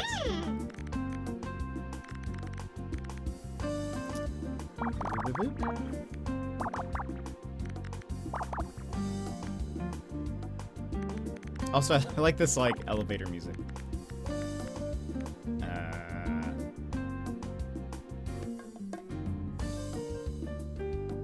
Whoops. Hold on.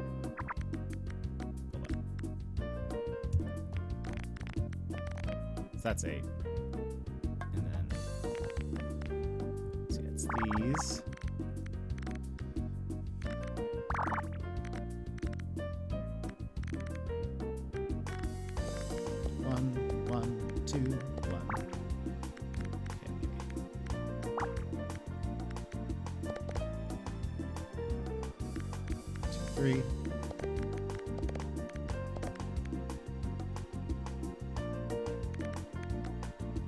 Whoops. Nope. 6. So we can do 5. Because we don't know. It's probably not this one, but. Lorelai, welcome in. Stopping to lurk while I go to the Christmas party for free food. I hope you have a wonderful Christmas party. I hope it is a good time. Thank you so much for the lurk. I appreciate it. I hope you're doing well.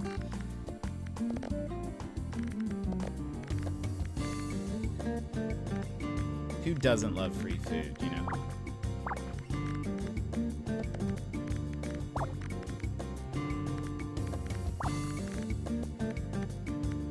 It's 3.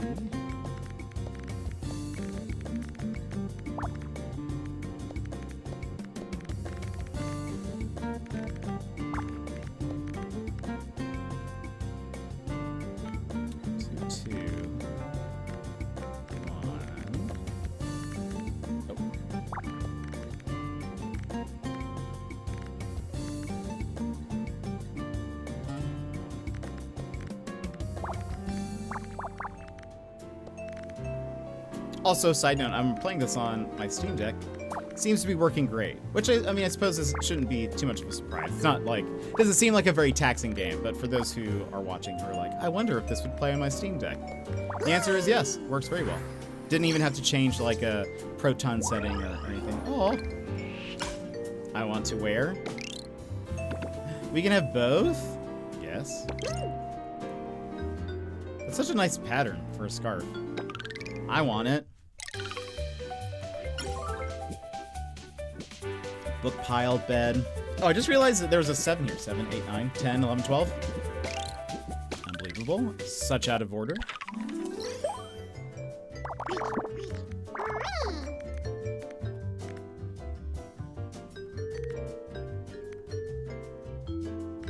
Let's start here. So 1, X. 1, 2, 3, 4, 5, 6, 7, 8. Wait, is that right? Oh, wait, yeah. 8, 9, 10. Yeah. So we know. Okay, yeah. That's how you math. That's how you math. So that's part of the 5. That's part of the 3. 7 we can do. 1, 2, 3, 4. There you go.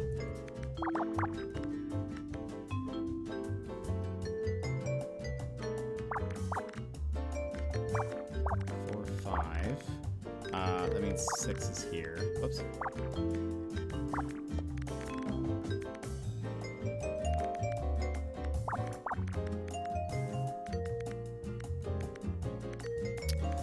That's gonna be the 1.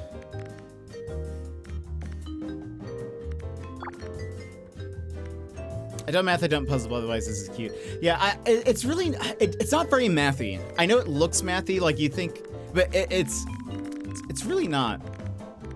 Because I don't do math. I'm very terrible at math. So, like, it's more of just counting, I guess, than, like, you know, having to math anything.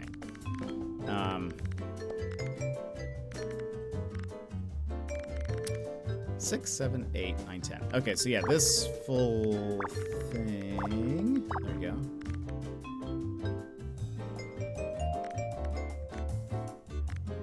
That is the 1. That is the 2. But it is very cute. I do agree with you there. 4, 2, 1, 2. Boop, boop. It's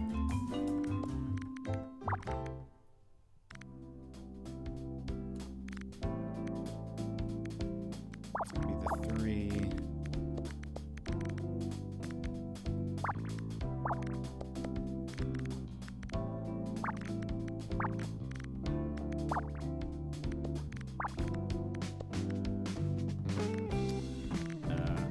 Two, 3, 2. This is definitely music you would hear at, like, while you're on hold. You know? Like, it's very, wait.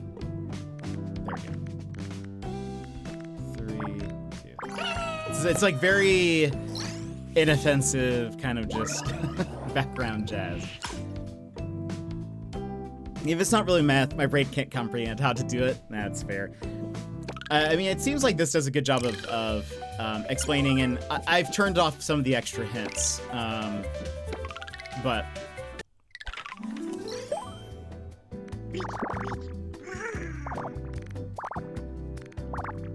so I feel like if you're watching this and are like, I don't get this at all, I'm not really playing it in a way that's probably very new person friendly. I'm just kind of speeding through it.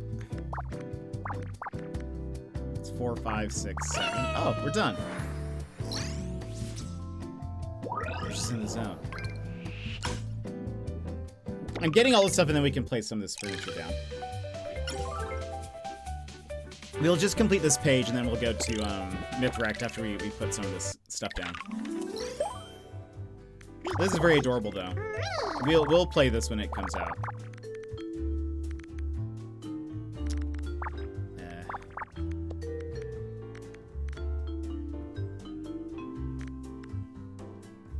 1, 2, 3.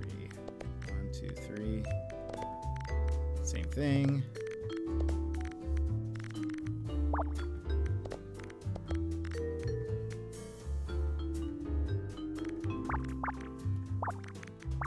Okay, we could have figured that out earlier.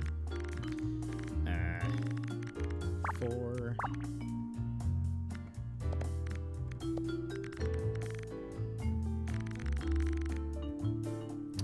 It looks a bit similar to Sudoku, and I don't get that either.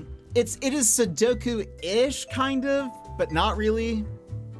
Sudoku is like, you know, where each square and column in a line has to have the same numbers, I guess. Like, you know, if you have, what is it? If it's like 5, you know, you have to have a 1, a 2, and a 3, and a 4, and a 5 in every square, but not repeating. So like, you know, in a row or column. It is, I think, maybe only similar in how it looks, but it plays very different. Because it's really just, the numbers are telling you which ones are filled in. And you're just trying to make a picture. Like a pixel art image, basically. Whoops. There we go.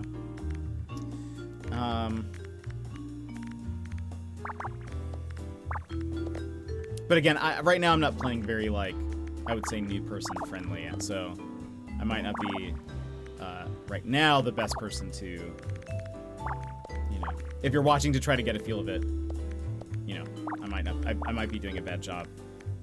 Whoops.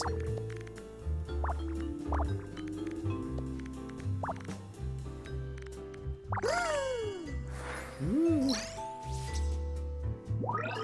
I will say, one of the things I like about this so far is even though I know the items like I know what each item is, like what it's going to end up being, because we see the silhouette. I like that the puzzle isn't as straightforward, I don't think. Whereas we were playing one, I can't remember what it's called. We were playing one where, like, I could not logically, I could just guess which squares were going to be filled in based on what we knew the object was. Like, they always set up the final answer, or like the final result, in the most easy way. And so it's just like, and they also used a lot of mirroring. So if it was like, if you could figure out like the first maybe 3 rows and columns, you would know that it would be exactly the same, just flipped over here. And I didn't like that. It was like way too easy to solve. Like I didn't have to think about it. Whereas this game is saying not to guess, which is fair. Like when you guess, it's very easy to get mixed up. And then if you end up realizing, wait, I've made a mistake. I mean, granted, I have the hints off, but if you had the hints on, it would tell you. But with hints off, if you start guessing, it could sometimes be like, I made a mistake somewhere, and I don't know which line it is, so I'm gonna have to just work backwards or start over. I usually have to end up starting over.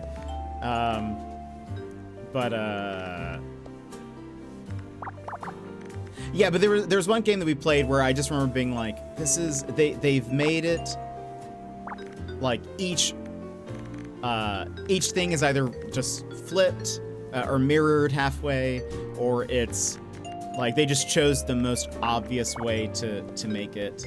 And I didn't like that. So I like that, even though I know, because I thought for a second it might be weird that I might run into that problem again where it's like, all right, well, we know what I'm building. Like I'm building a chair, or I'm building, you know, the plant vase thing. But I feel like each time I'm like, I can't just tell by looking at it. At least me personally. Whoops. Maybe you guys can. Yeah, you see, because that didn't necessarily look like this exactly. If it was the other game, it would be like they would make a nightstand by doing like the top ones are filled in completely, and then they would have like,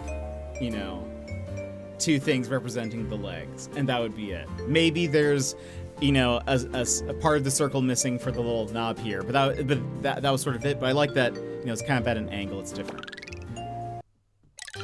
Look nothing like the object. Yeah, that's kind of what I prefer. Congratulations for completing the page. These challenges are now available. Solve them to have more color variations and more. Oh, that's very cool. Let's just check. How does that work? Oh. Interesting. Okay. Let's just see what this looks like.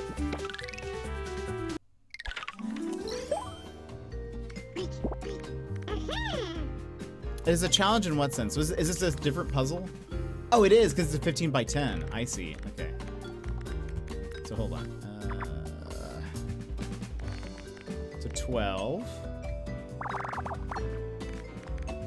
That means this is going to be filled in the middle.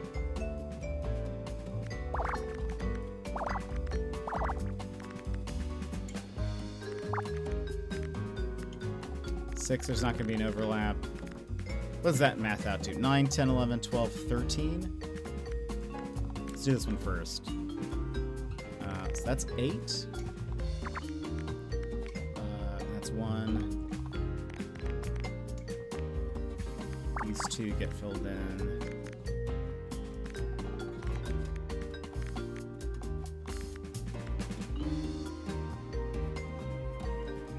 This is how I do it. 1, 2, 3, 4, 5, 6. Just to help me like visualize 1, 2, 3. All right. So now if I start here, it's 1, 2, 3. X. 1, 2, 3, 4, 5, 6. X. 1, 2. All right. So now I can erase these.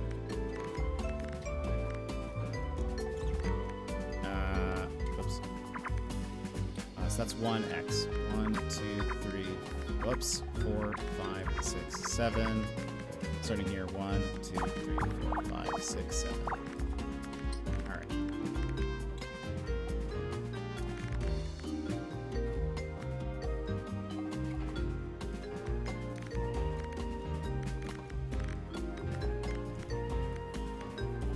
I'm glad it's not easy just to do the art and not learn how to play. Yeah, that was the thing with the other game. That other game lacked a lot of features. Like it didn't have the counting. It didn't have the little temporary placements, which are these like circle things. Sometimes instead of circles, they're like question marks. Alex, I love that trick of adding a marker, counting back from the other side and fill the overlap. I'll definitely use that. Wait a minute. Alex. It's you! I was like, wait a minute. It's like the name does sound familiar. By the way, Alex Strook is one of the devs for this game. Welcome in. I don't know how long you've been watching, but I am loving it.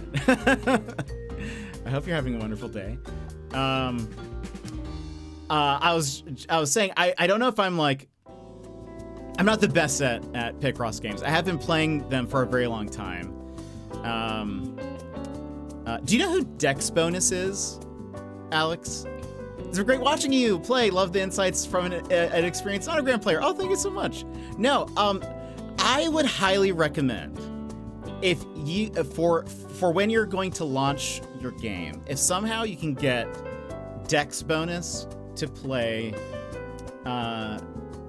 Picross or play Squeakross, I think that'd be very good. She's actually she's a partnered streamer on Twitch, and she's actually the one who got me interested in Picross games. She played the one where it was a computer. It was like a computer guy, and it has like it's a visual novel as well. Murder by Numbers. She played Murder by Numbers, and she does a great job. Murder by Numbers, yeah. She played Murder by Numbers and did a great job of because a lot of people would be in her chat and be like, "How do you play this?" And she would explain it. She's she's played it on her Picross games on her own for a while. The way she explained it was very interesting to me, and so while I was watching her play Murder by Numbers, I downloaded a Nonograms, I think it's the Namco one that's on mobile. Or maybe it's not Namco. Maybe I think it's Namco. I was gonna say maybe it's Konami, but I think it's Namco. Which is just a free Nonograms app. And so I was as she was explaining, I was learning the, tricks and stuff, and she was explaining it very well. But she's also just very entertaining. But I feel she likes these types of games. I know her community does too. She would be a good streamer to try to get to play this. I think she likes very cute things too, so I feel she would like this. We tried this one. Yeah, we've been testing all Nonogram games made since 1875. That's incredible. I will also say I love the features that are currently available, the counting and even just having the temporary markers and stuff. Because surprisingly, those are not staples in the series. And I feel they should be. Because I don't know why you wouldn't have those. We know. Isn't it just, that's very funny. There is also, have you checked out the Picross subreddit?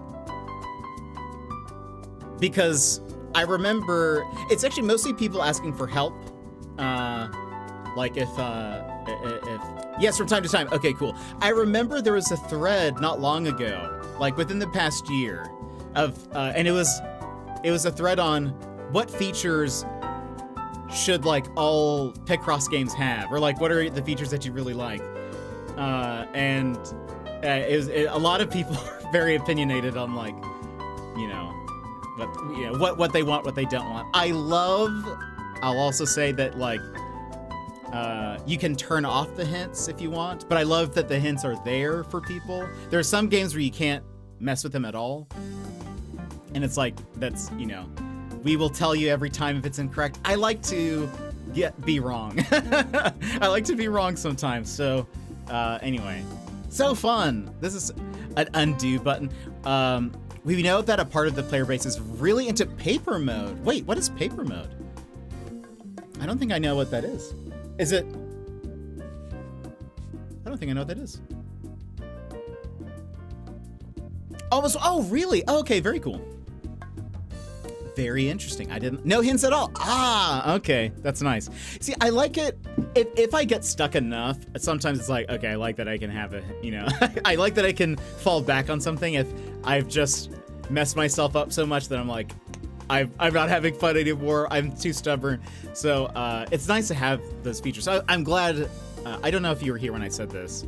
I feel like this would be, just based on the demo, I feel like this would be a good, like, game for people who have never played a Picross game. There are some that we played where I thought, like, just because of the lack of features or because of the lack of explanation of how to do it, or the explanation they have just wasn't good enough. I've played a few, and as people are like, oh, I'm kind of interested in this, sometimes I've been like, I don't know if this one's a good one to start off with, personally. But so far, I would say I like how it's taken time to explain the different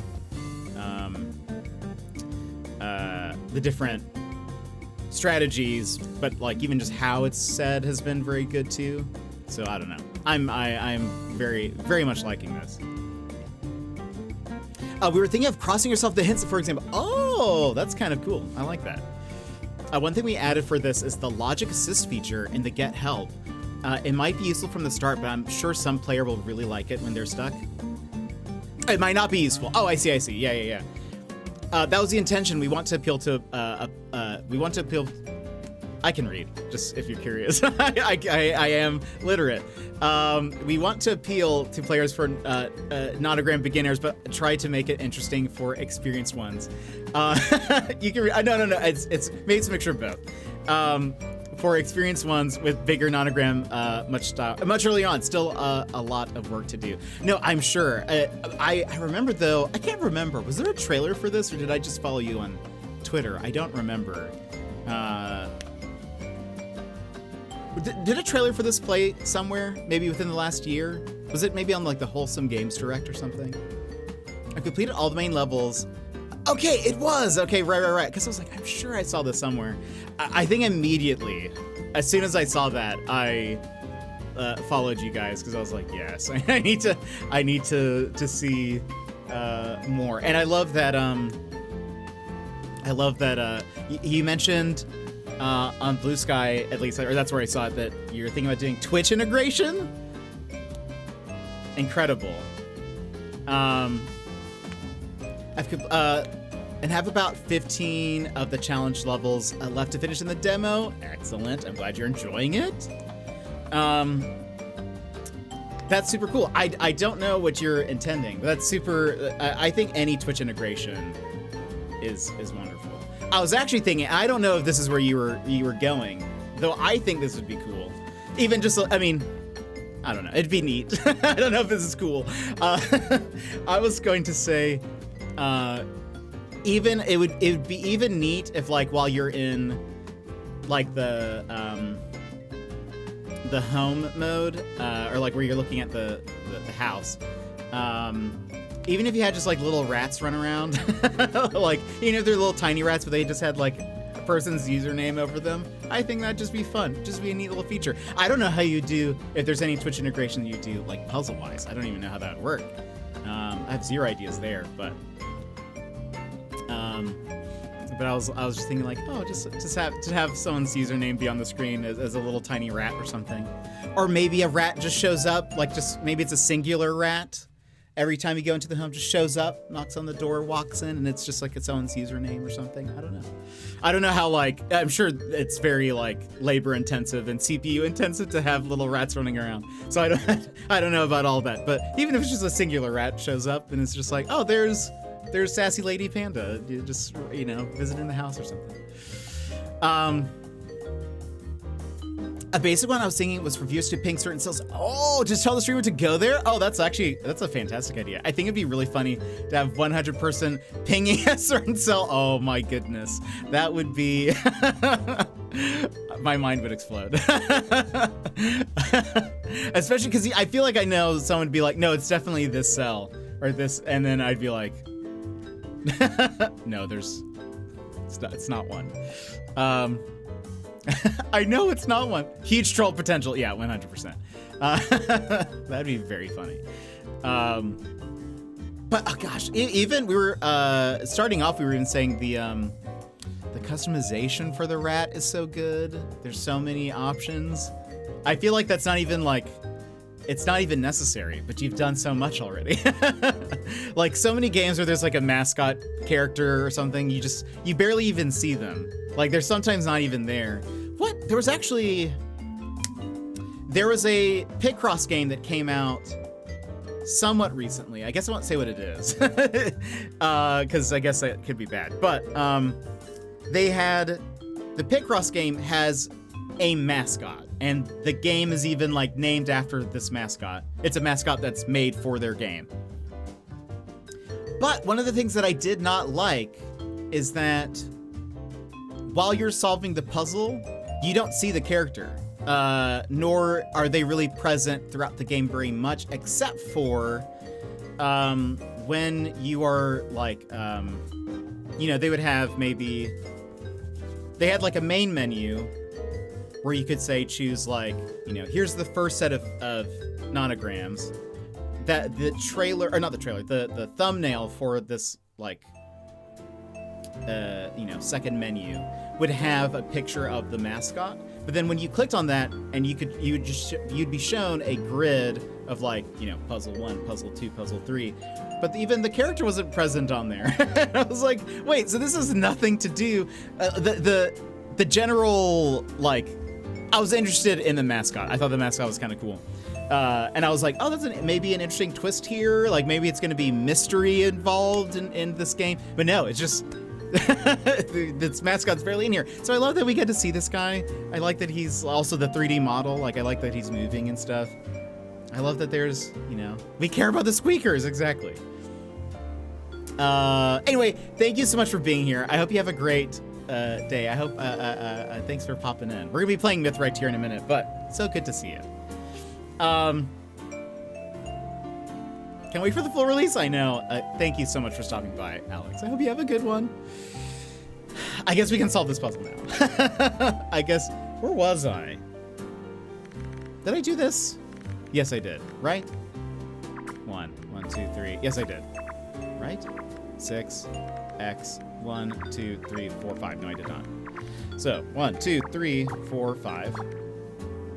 X, 1, 2, 3. No, did I do this wrong?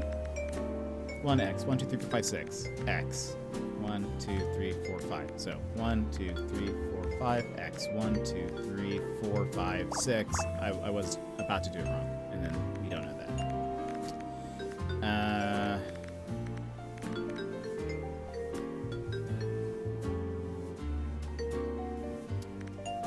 At most, this can be 1, 2, 3. So we can put X's here. 1, 2, 3, 4, 5, 6, 7, 8, 9, 10. There we go. Nope. X's.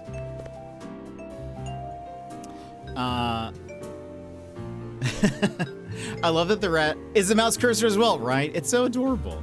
I love it. It's honestly perfect. Okay, we know those can't fit the 6. 1, 2, 3, 4, 5, 6. Oh wait, 1, 2, 3, 4, 5, 6. This has to be that. Boom. Same thing here. 5, 6. We could have counted that. It's fine, because that's 6, 7, 8, 9, 10, counting that little mid space.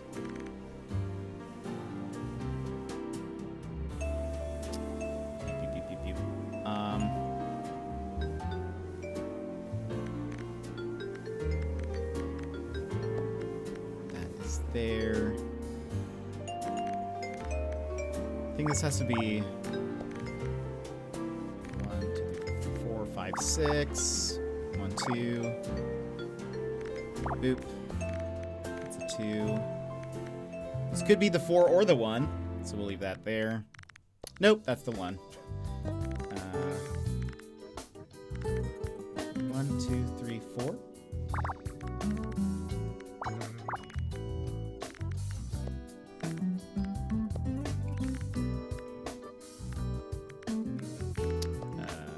There, that's a 2.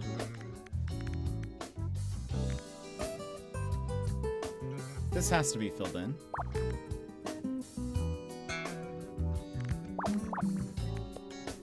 One. Let's use that. 7. 2,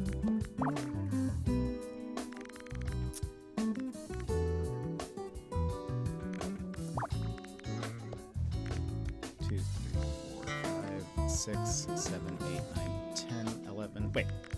I should just use a count. There we go. We have ads in 10 minutes, which means I need to finish this puzzle within that, which should be easy. I think we've hit the final groove. So this is the 3.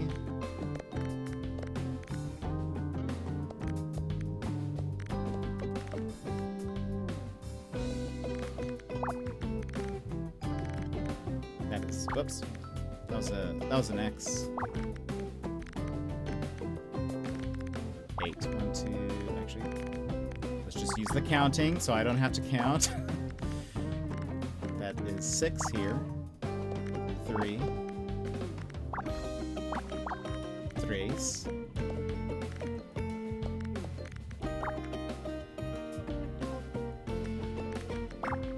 2.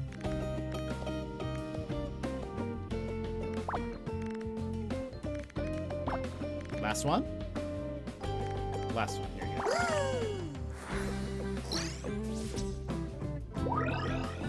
go. Ooh. Oh. Oh, so you can like. Does it come with? Wait a minute. Wait. So it unlocks multiple colors for you. It's not like this is just one color. Well done. You've completed the very first Nini's challenge. This means you've unlocked color variations for that item. Okay, let's go back. So.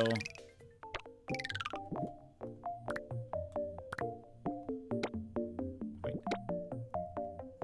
Oh. So good. What is V? Oh, okay. Variation. V for variation. That's really cool.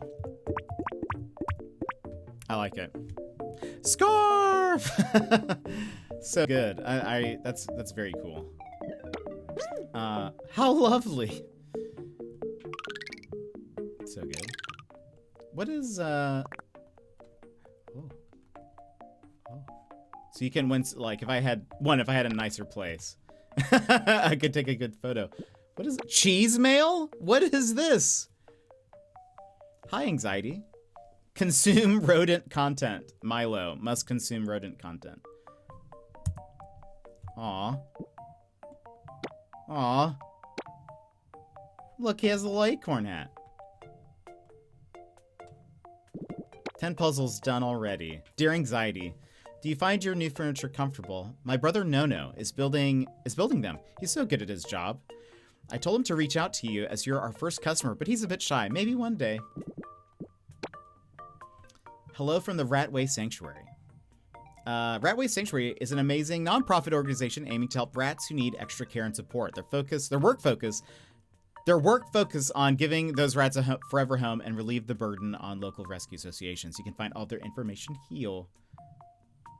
Aww. Very cool. You completed your first catalog page so fast. Again, for your property acquisition, I hope you're enjoying your new space. Isn't decorating fun? I love it. You just unlocked your first costume. Yes, I did. Oh, and welcome to the game. Oh, am I reading this in reverse? Yeah, I was. Maybe. The full game will feature hundreds of puzzles and furniture. We hope this demo will give you a good taste of what the game has to offer. Oh, you can unlock rooms? Oh, goodness. I didn't even realize that. Okay, so let's place all this stuff down. Oh, that's our, yeah, that's what we got. That's what we got. Okay.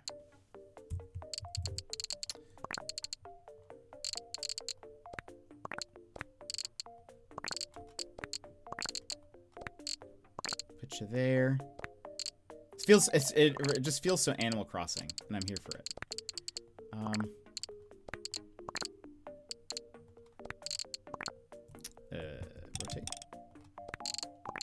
just for now. Can I like... Yeah,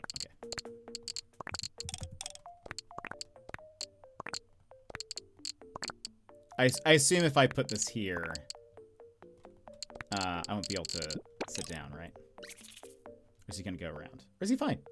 Oh, no, he was able to. Oh, very cool. Oops. I was thinking it's very Animal Crossing where it's like, oh, now you can't reach the, I don't have a table for you. Now you can't reach the chair because it's like blocked. But no, he just hopped over. We love that. What is T? Oh.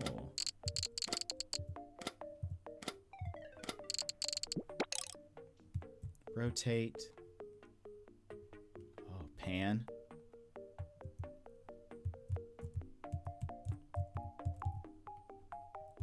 You know what I would like? I'll probably message and tell them. I would love a tilt, like, just so I could look more like flat on, I guess. You lay down? Oh, adorable. Maybe sleeping upside down, but maybe not. Maybe that's just what rats do. I don't know. I don't know rat's life. I don't know what rats do. You know. Let's have you, if we sit you down here. Oh, there he goes. Oh. Wait, oh, wrong thing. I meant to hit V.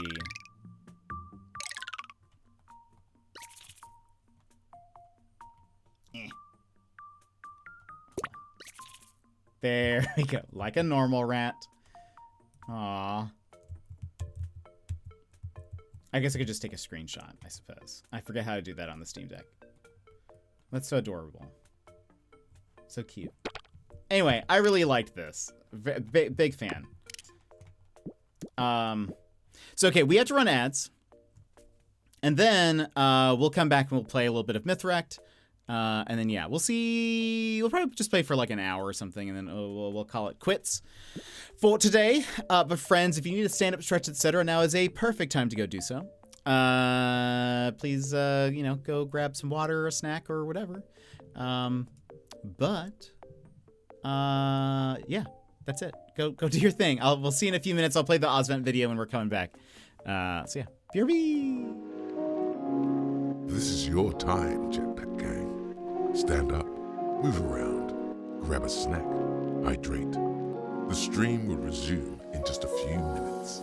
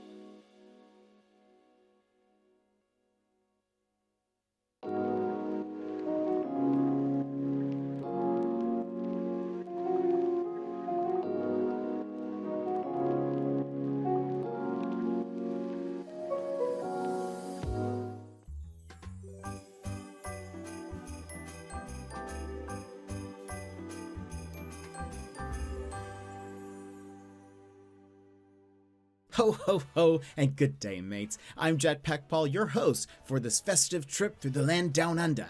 Each week, I'm going to reach into this stocking and feature an amazing Aussie streamer.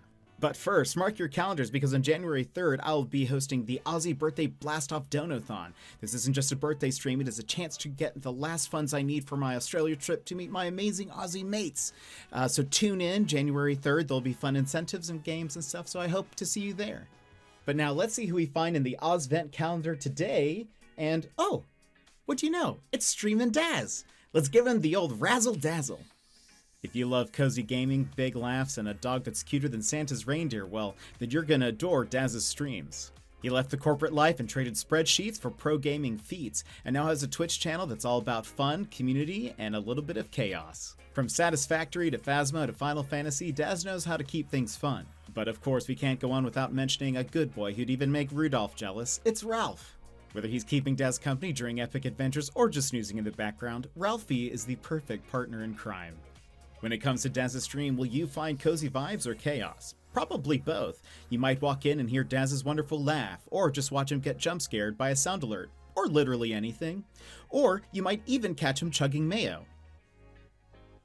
Yeah, I don't know how to explain this one. So if you want cozy vibes, an adorable pup, and plenty of laughs, make sure you check out Streamin' Daz. Drop a follow and join one of the most wonderful communities on Twitch. You'll feel right at home. And don't forget, you can help me make my dream trip to Australia reality by joining the Aussie Birthday Blast-Off Donathon on January 3rd. I need your help to make it happen and help me hug my mates, so I hope to see you there, and I can't wait to share the journey with all of you. Merry Christmas, ya legends, and I will see you in the next one.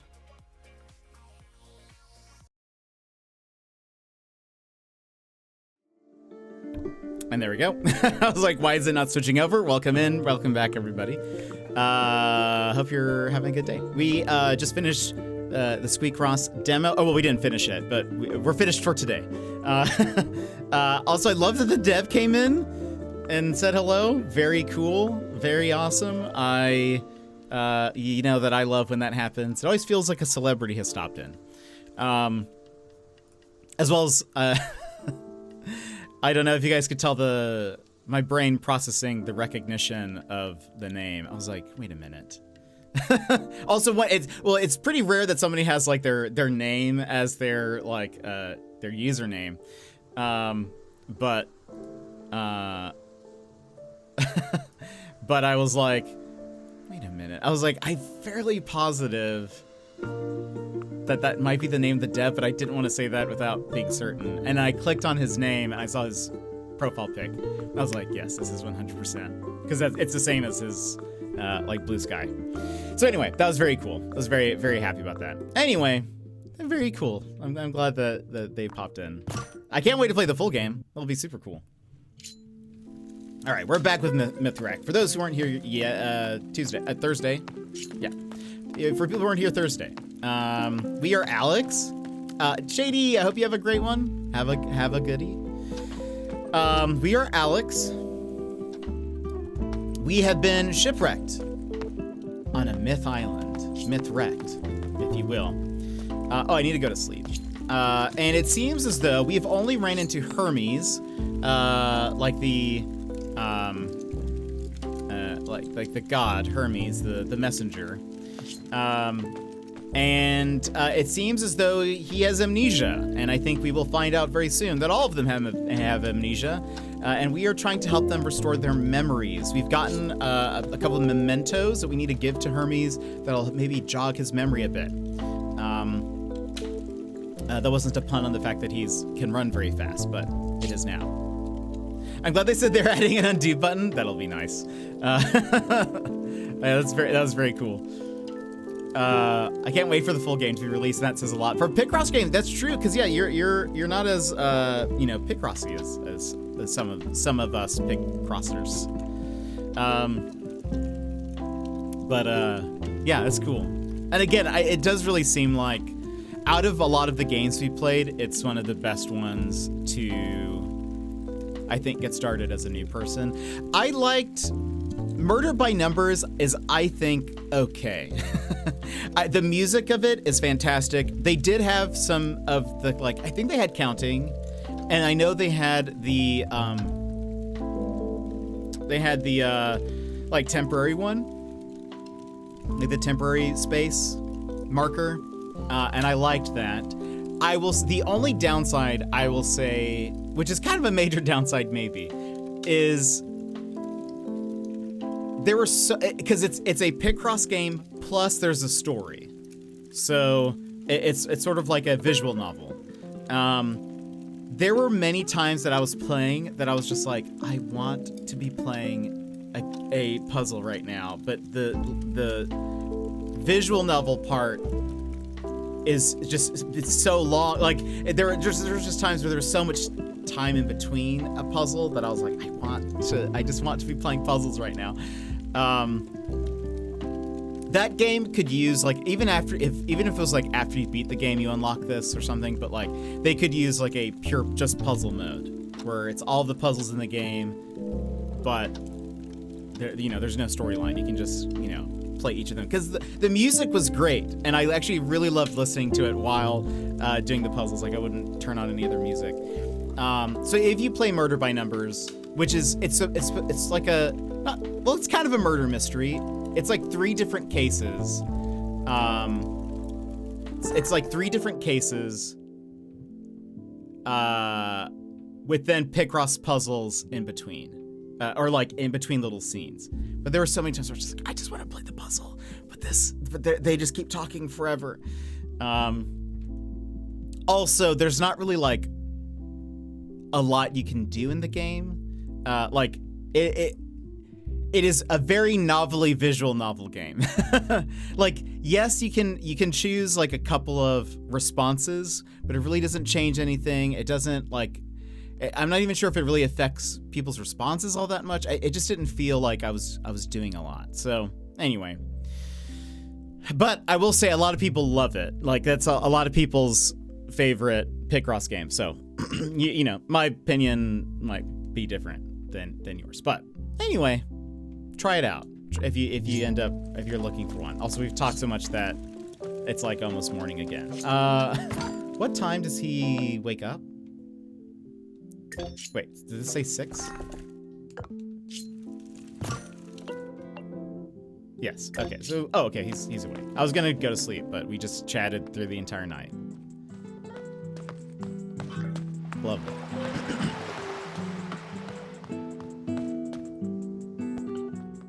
Why sleep when you can just keep talking?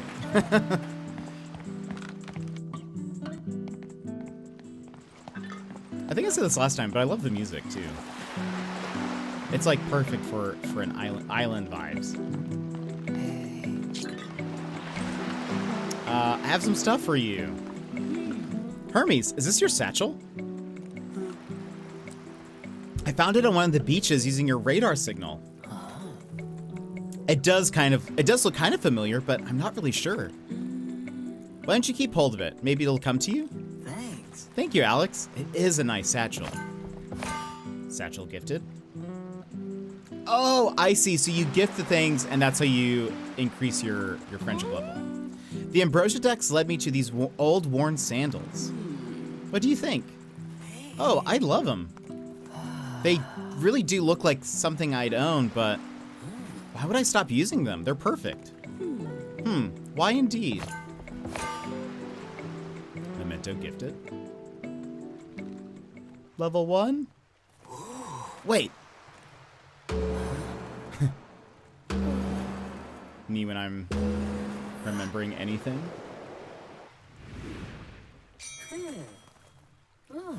I remember these. They're my old messenger sandals and my mailbag. When I was a boy, I lived on the Isle of Mykonos with my mother. I would help her with errands at the market. She always stopped to chat with the people we met there. Each person had a story to tell. Things like Konstantinos still owes his cousin money. Maya can't get her daughter to visit her. I asked my mother why people talk to her instead of their loved ones. She said this. Sometimes life makes it difficult for those people to meet and chat. Maybe they're too busy with work or live too far away to catch up easily. And not talking about a small problem often makes it grow into a bigger one. Sounds worryingly familiar. Well, I thought, why don't they send a personal message instead? Now, it wasn't uncommon to see messengers running around town, but they only served the aristocrats. So I decided to set up my own service for the regular folk. Wait, messengers on foot? Aristocrats? Hermes, how long ago did this happen? I don't remember that. Now that you say it, things have changed a lot, haven't they? Well, my service did become popular. Too popular, in fact. I was overwhelmed with deliveries and the requests kept coming. I have great stamina, but even the best athletes have limits. I needed to become faster somehow. That's when one of my patrons told me of a mysterious spring. He said its water would be the answer to all of my problems. That's all I remember, I'm afraid. It's okay, Hermes, we'll get there. Thank you. Alex, could you please looking for my lost things? I'm worried there might be more important things I've forgotten. Sure, I'll keep looking. Friend level up.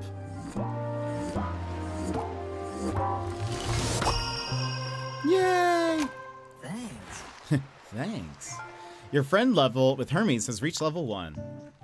You can now ask about topics that were previously locked. Check the swap fruit option in the conversation menu to see what you can swap for. You can now visit Hermes in his home when he retires for the evening. Swap fruit? Portal key. Oh, that's so expensive. Pourquoi? Maybe I should do that first? That's how I do things typically. I usually go for the more expensive things. Okay.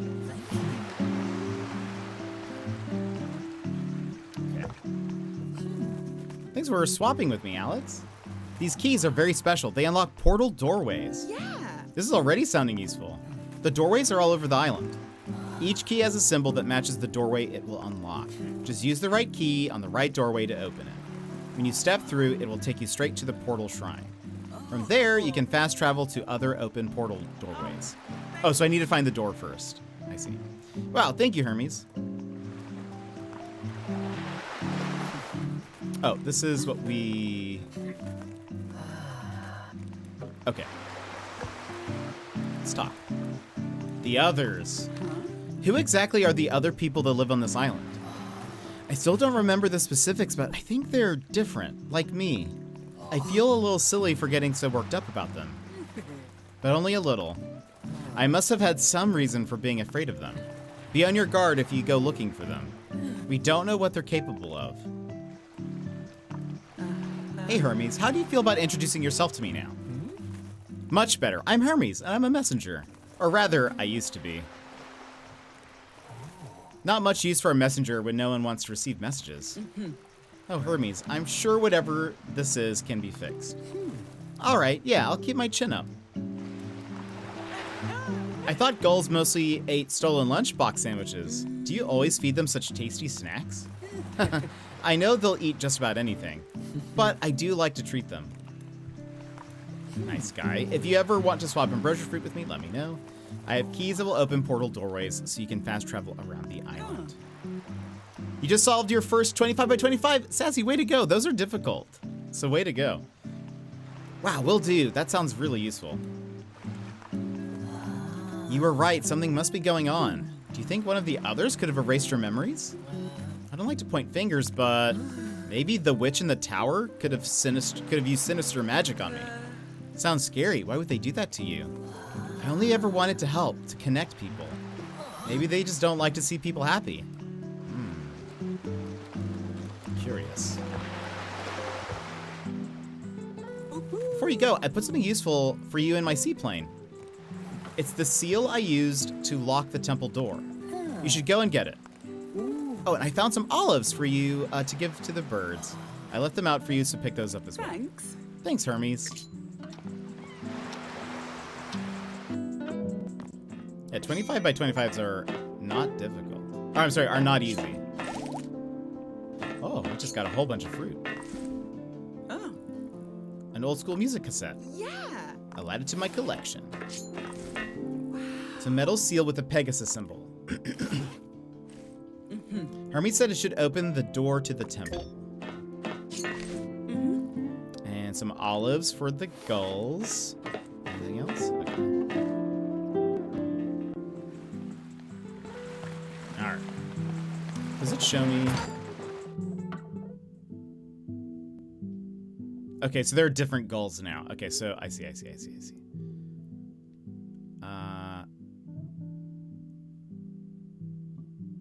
Also, we need to be picking up more fruit. Pretty much all of the fruit. Those keys are expensive. Yes, sir.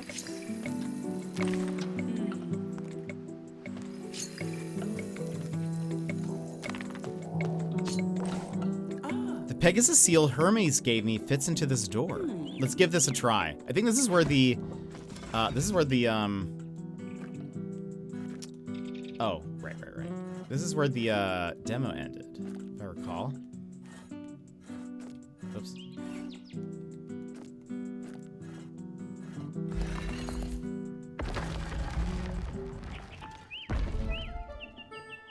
Wow. That did it. Okay, let's go and find these others Hermes was so afraid of. There's got to be someone who can help me find a way home. Alex, wait. Alex, thank you for helping Hermes. I'm afraid he's not the only islander who's been having trouble. I'm gonna check on the others, see if I can help them too. You have a kind soul, Alex. If you ever need a hint about which item belongs to which islander, just show me the item that's troubling you. I should be able to point you in the right direction. Oh, interesting.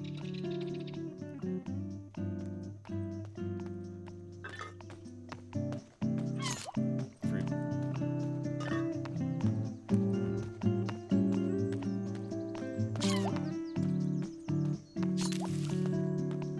I wonder who we will find next.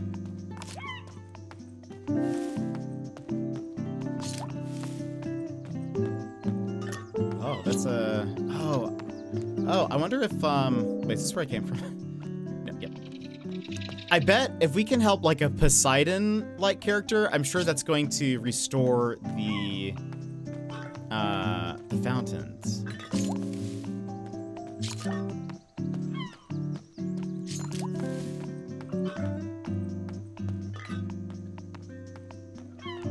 Surely. Where am I? Okay. Ooh. There's a gull. There you are. I've got a treat for you. Nice. Looks like there's another one. I can see little colored tiles under the rubble. Do we think this bird is...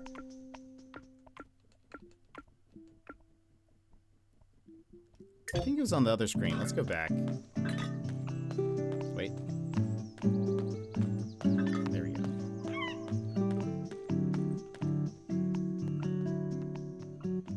Where are you? There you are.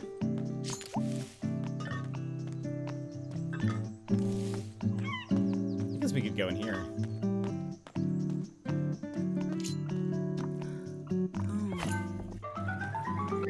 Let's take a look there.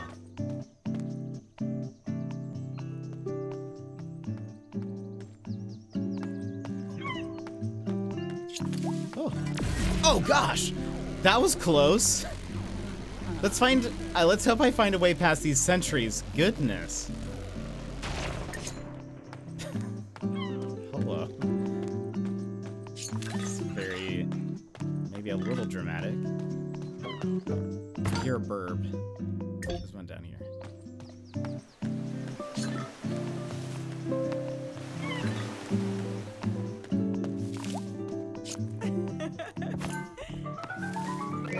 Refreshing.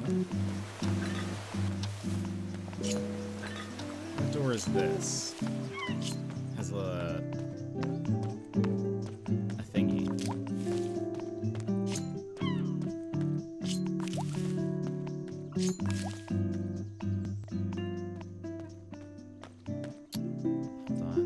There's a bird.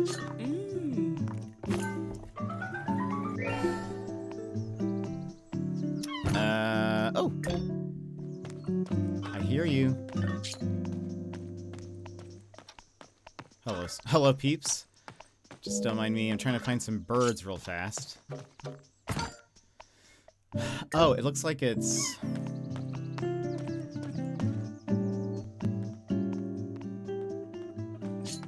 this way?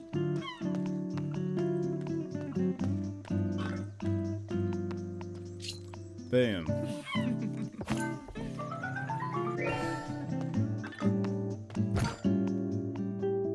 There's one more bird over there.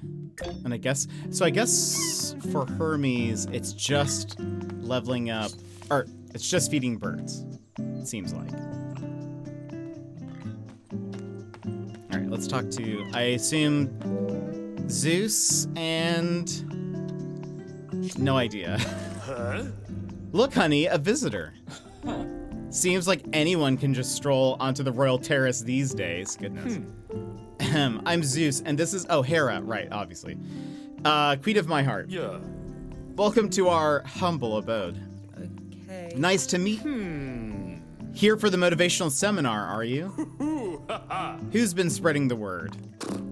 My Zeus method courses are supposed to be invite only. Huh? What's the Zeus method? Oh, you raging egomaniac, look at her. No one would attend a professional engagement dressed like this. Excuse me? Hey. You're clearly one of those strays the old mariner keeps ferrying over. In time, you'll grow bored of the island and leave, just like the rest of them. I'm here because I was stranded in a storm. I'm staying because I want to help. This might seem forward, but how much of your past do you remember? You're right, that is forward. Our memories are fine. Besides, no one remembers every detail of their past. Anyhow, shall I add you to our Zeus method mailing list? Sure, I guess, but please, just think about what I said. Your new friend has been added to your Ambrosia decks. Friend seems...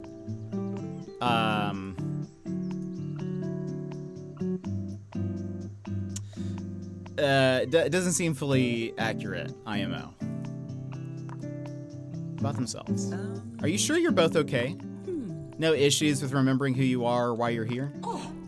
This one is very rude. Dearest, I'm sure she's only trying to help.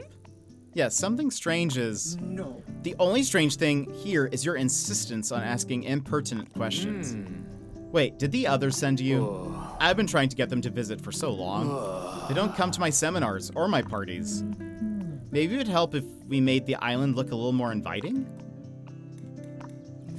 What can you tell me about the other people on this island? It's a bit of a sore subject. They won't even RSVP to Zeus's invites these days. I don't want to talk about it. I'm looking for a way home after I'm done here on the island. Well, we wish you the best of luck. I'm sure you'll think of something, don't worry. We love ambrosia fruit. When we know you a little better, maybe we can discuss an item swap. I wonder what they want. Or like what they give you. Do you use your Ambrosia Dex devices much? Oh, all the time. They're very handy for organizing everything. I was wondering, who made them? Well, how are we supposed to know? So it wasn't you? I think I'd remember if it were. Did something happen on this island a while back? Things used to happen all the time. It was a happening place. I don't remember anything bad, if that's what you mean. Talking about how much more lively the island used to be is a drag. How about we discuss something else? You said you want to make the island more inviting, right? What did you have in mind? Well, we have party lights all over the island, but they've lost their spark. Oh yes, the island looked delightful when they were working. If you have some tools, I could fix them. I don't know about tools, but you can borrow my lightning bolt. Oh. Wow, okay, but how do I... Just tap it on the power slab by each set of lights to charge them. Sounds impressive. I'll give it a try. We've marked the power slab locations on your map. Oh, have you... Oh, that's the favor. Dearest, these things take time. You know what you're doing, don't you, Alex? Yeah. Okay.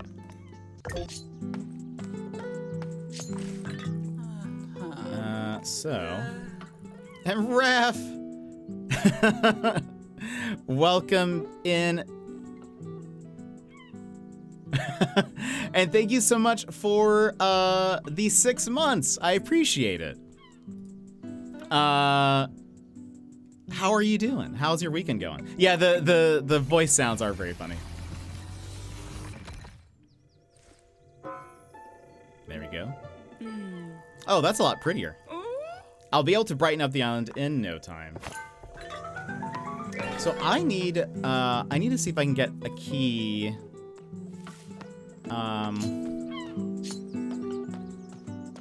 For the... Wait. Oh, right. I have to bring a key over here. Start playing some FIFA. Nice. Well, thank you for stopping in and saying hi. It's always good to see you.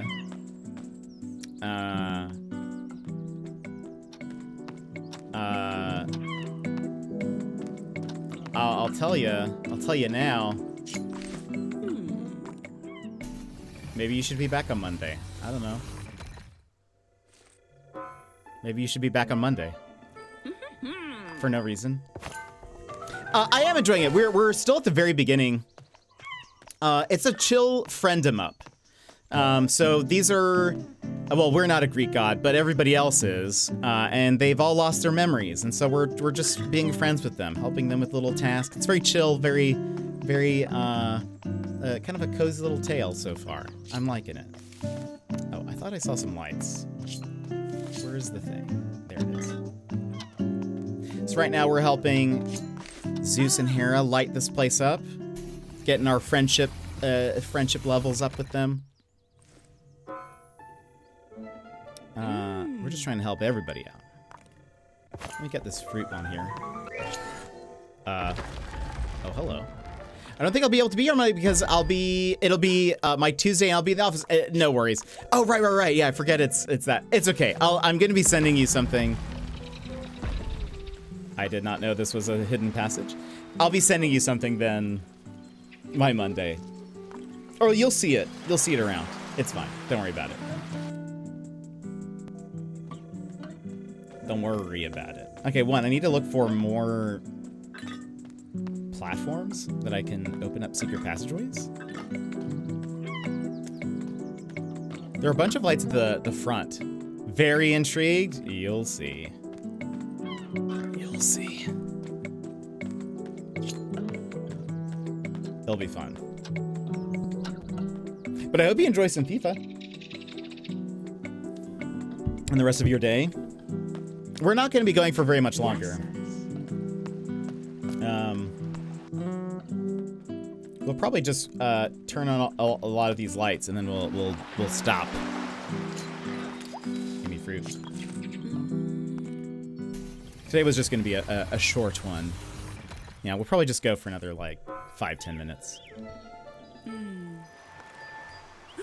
When are ads about to play? Okay, yeah, we have time. Wait, the lightning bolt lost its glow. It feels like there's no energy left in it at all. I should ask Zeus what's going on. Okay, so... Dearest Alex, we invite you to visit us once again. We have something to ask you. Sounds important. Okay, so we'll go first. Okay, that's why. It's because our friendship level is up again. So I'll go get... Let me see if I can buy a key for Hera and Zeus, so that way I can, like, unlock the fast travel. Also, I don't know why I'm not running.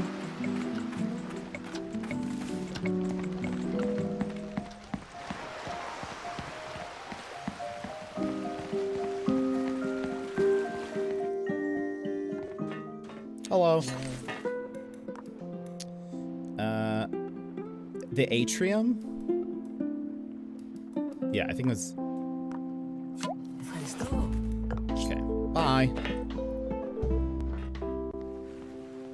Yeah, I think that's what we need. There's also a bird. Oh, is it you? No, I'm looking for this one.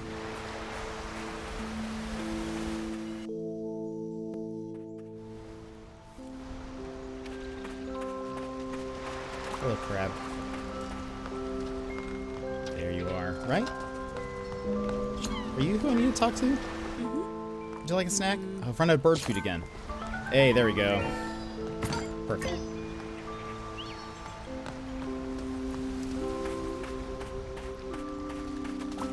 So we'll need to find more items for...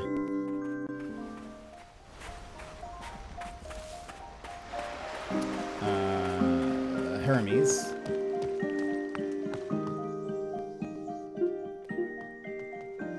I assume Hera and Zeus are going to want something.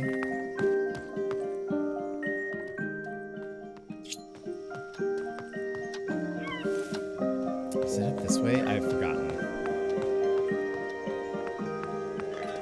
Yeah.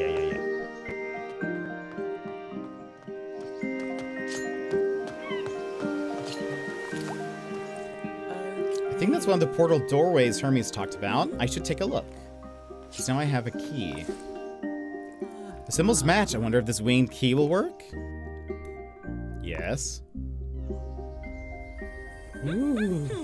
Yes, I actually opened a fast travel portal.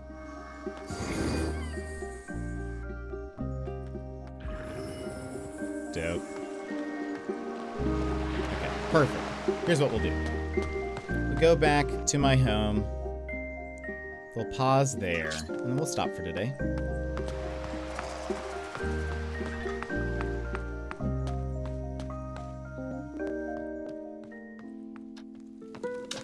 Excellent.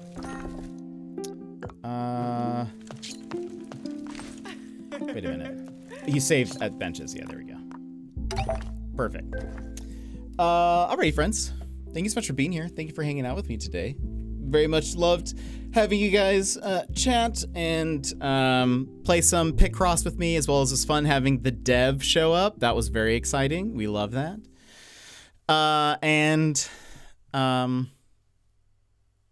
Thank you for being here while we play Mythwrecked. We'll play more of that this next week. I also remembered another game that I'd gotten a code for that we need to play, which is Locomotive, the mystery game. We need to play that too. So we've got a lot of things on our plate, so we're going to see how much we can get through this over the next couple of days. But that'll be it for us this weekend.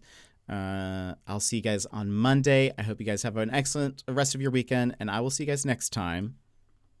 Bye-bye!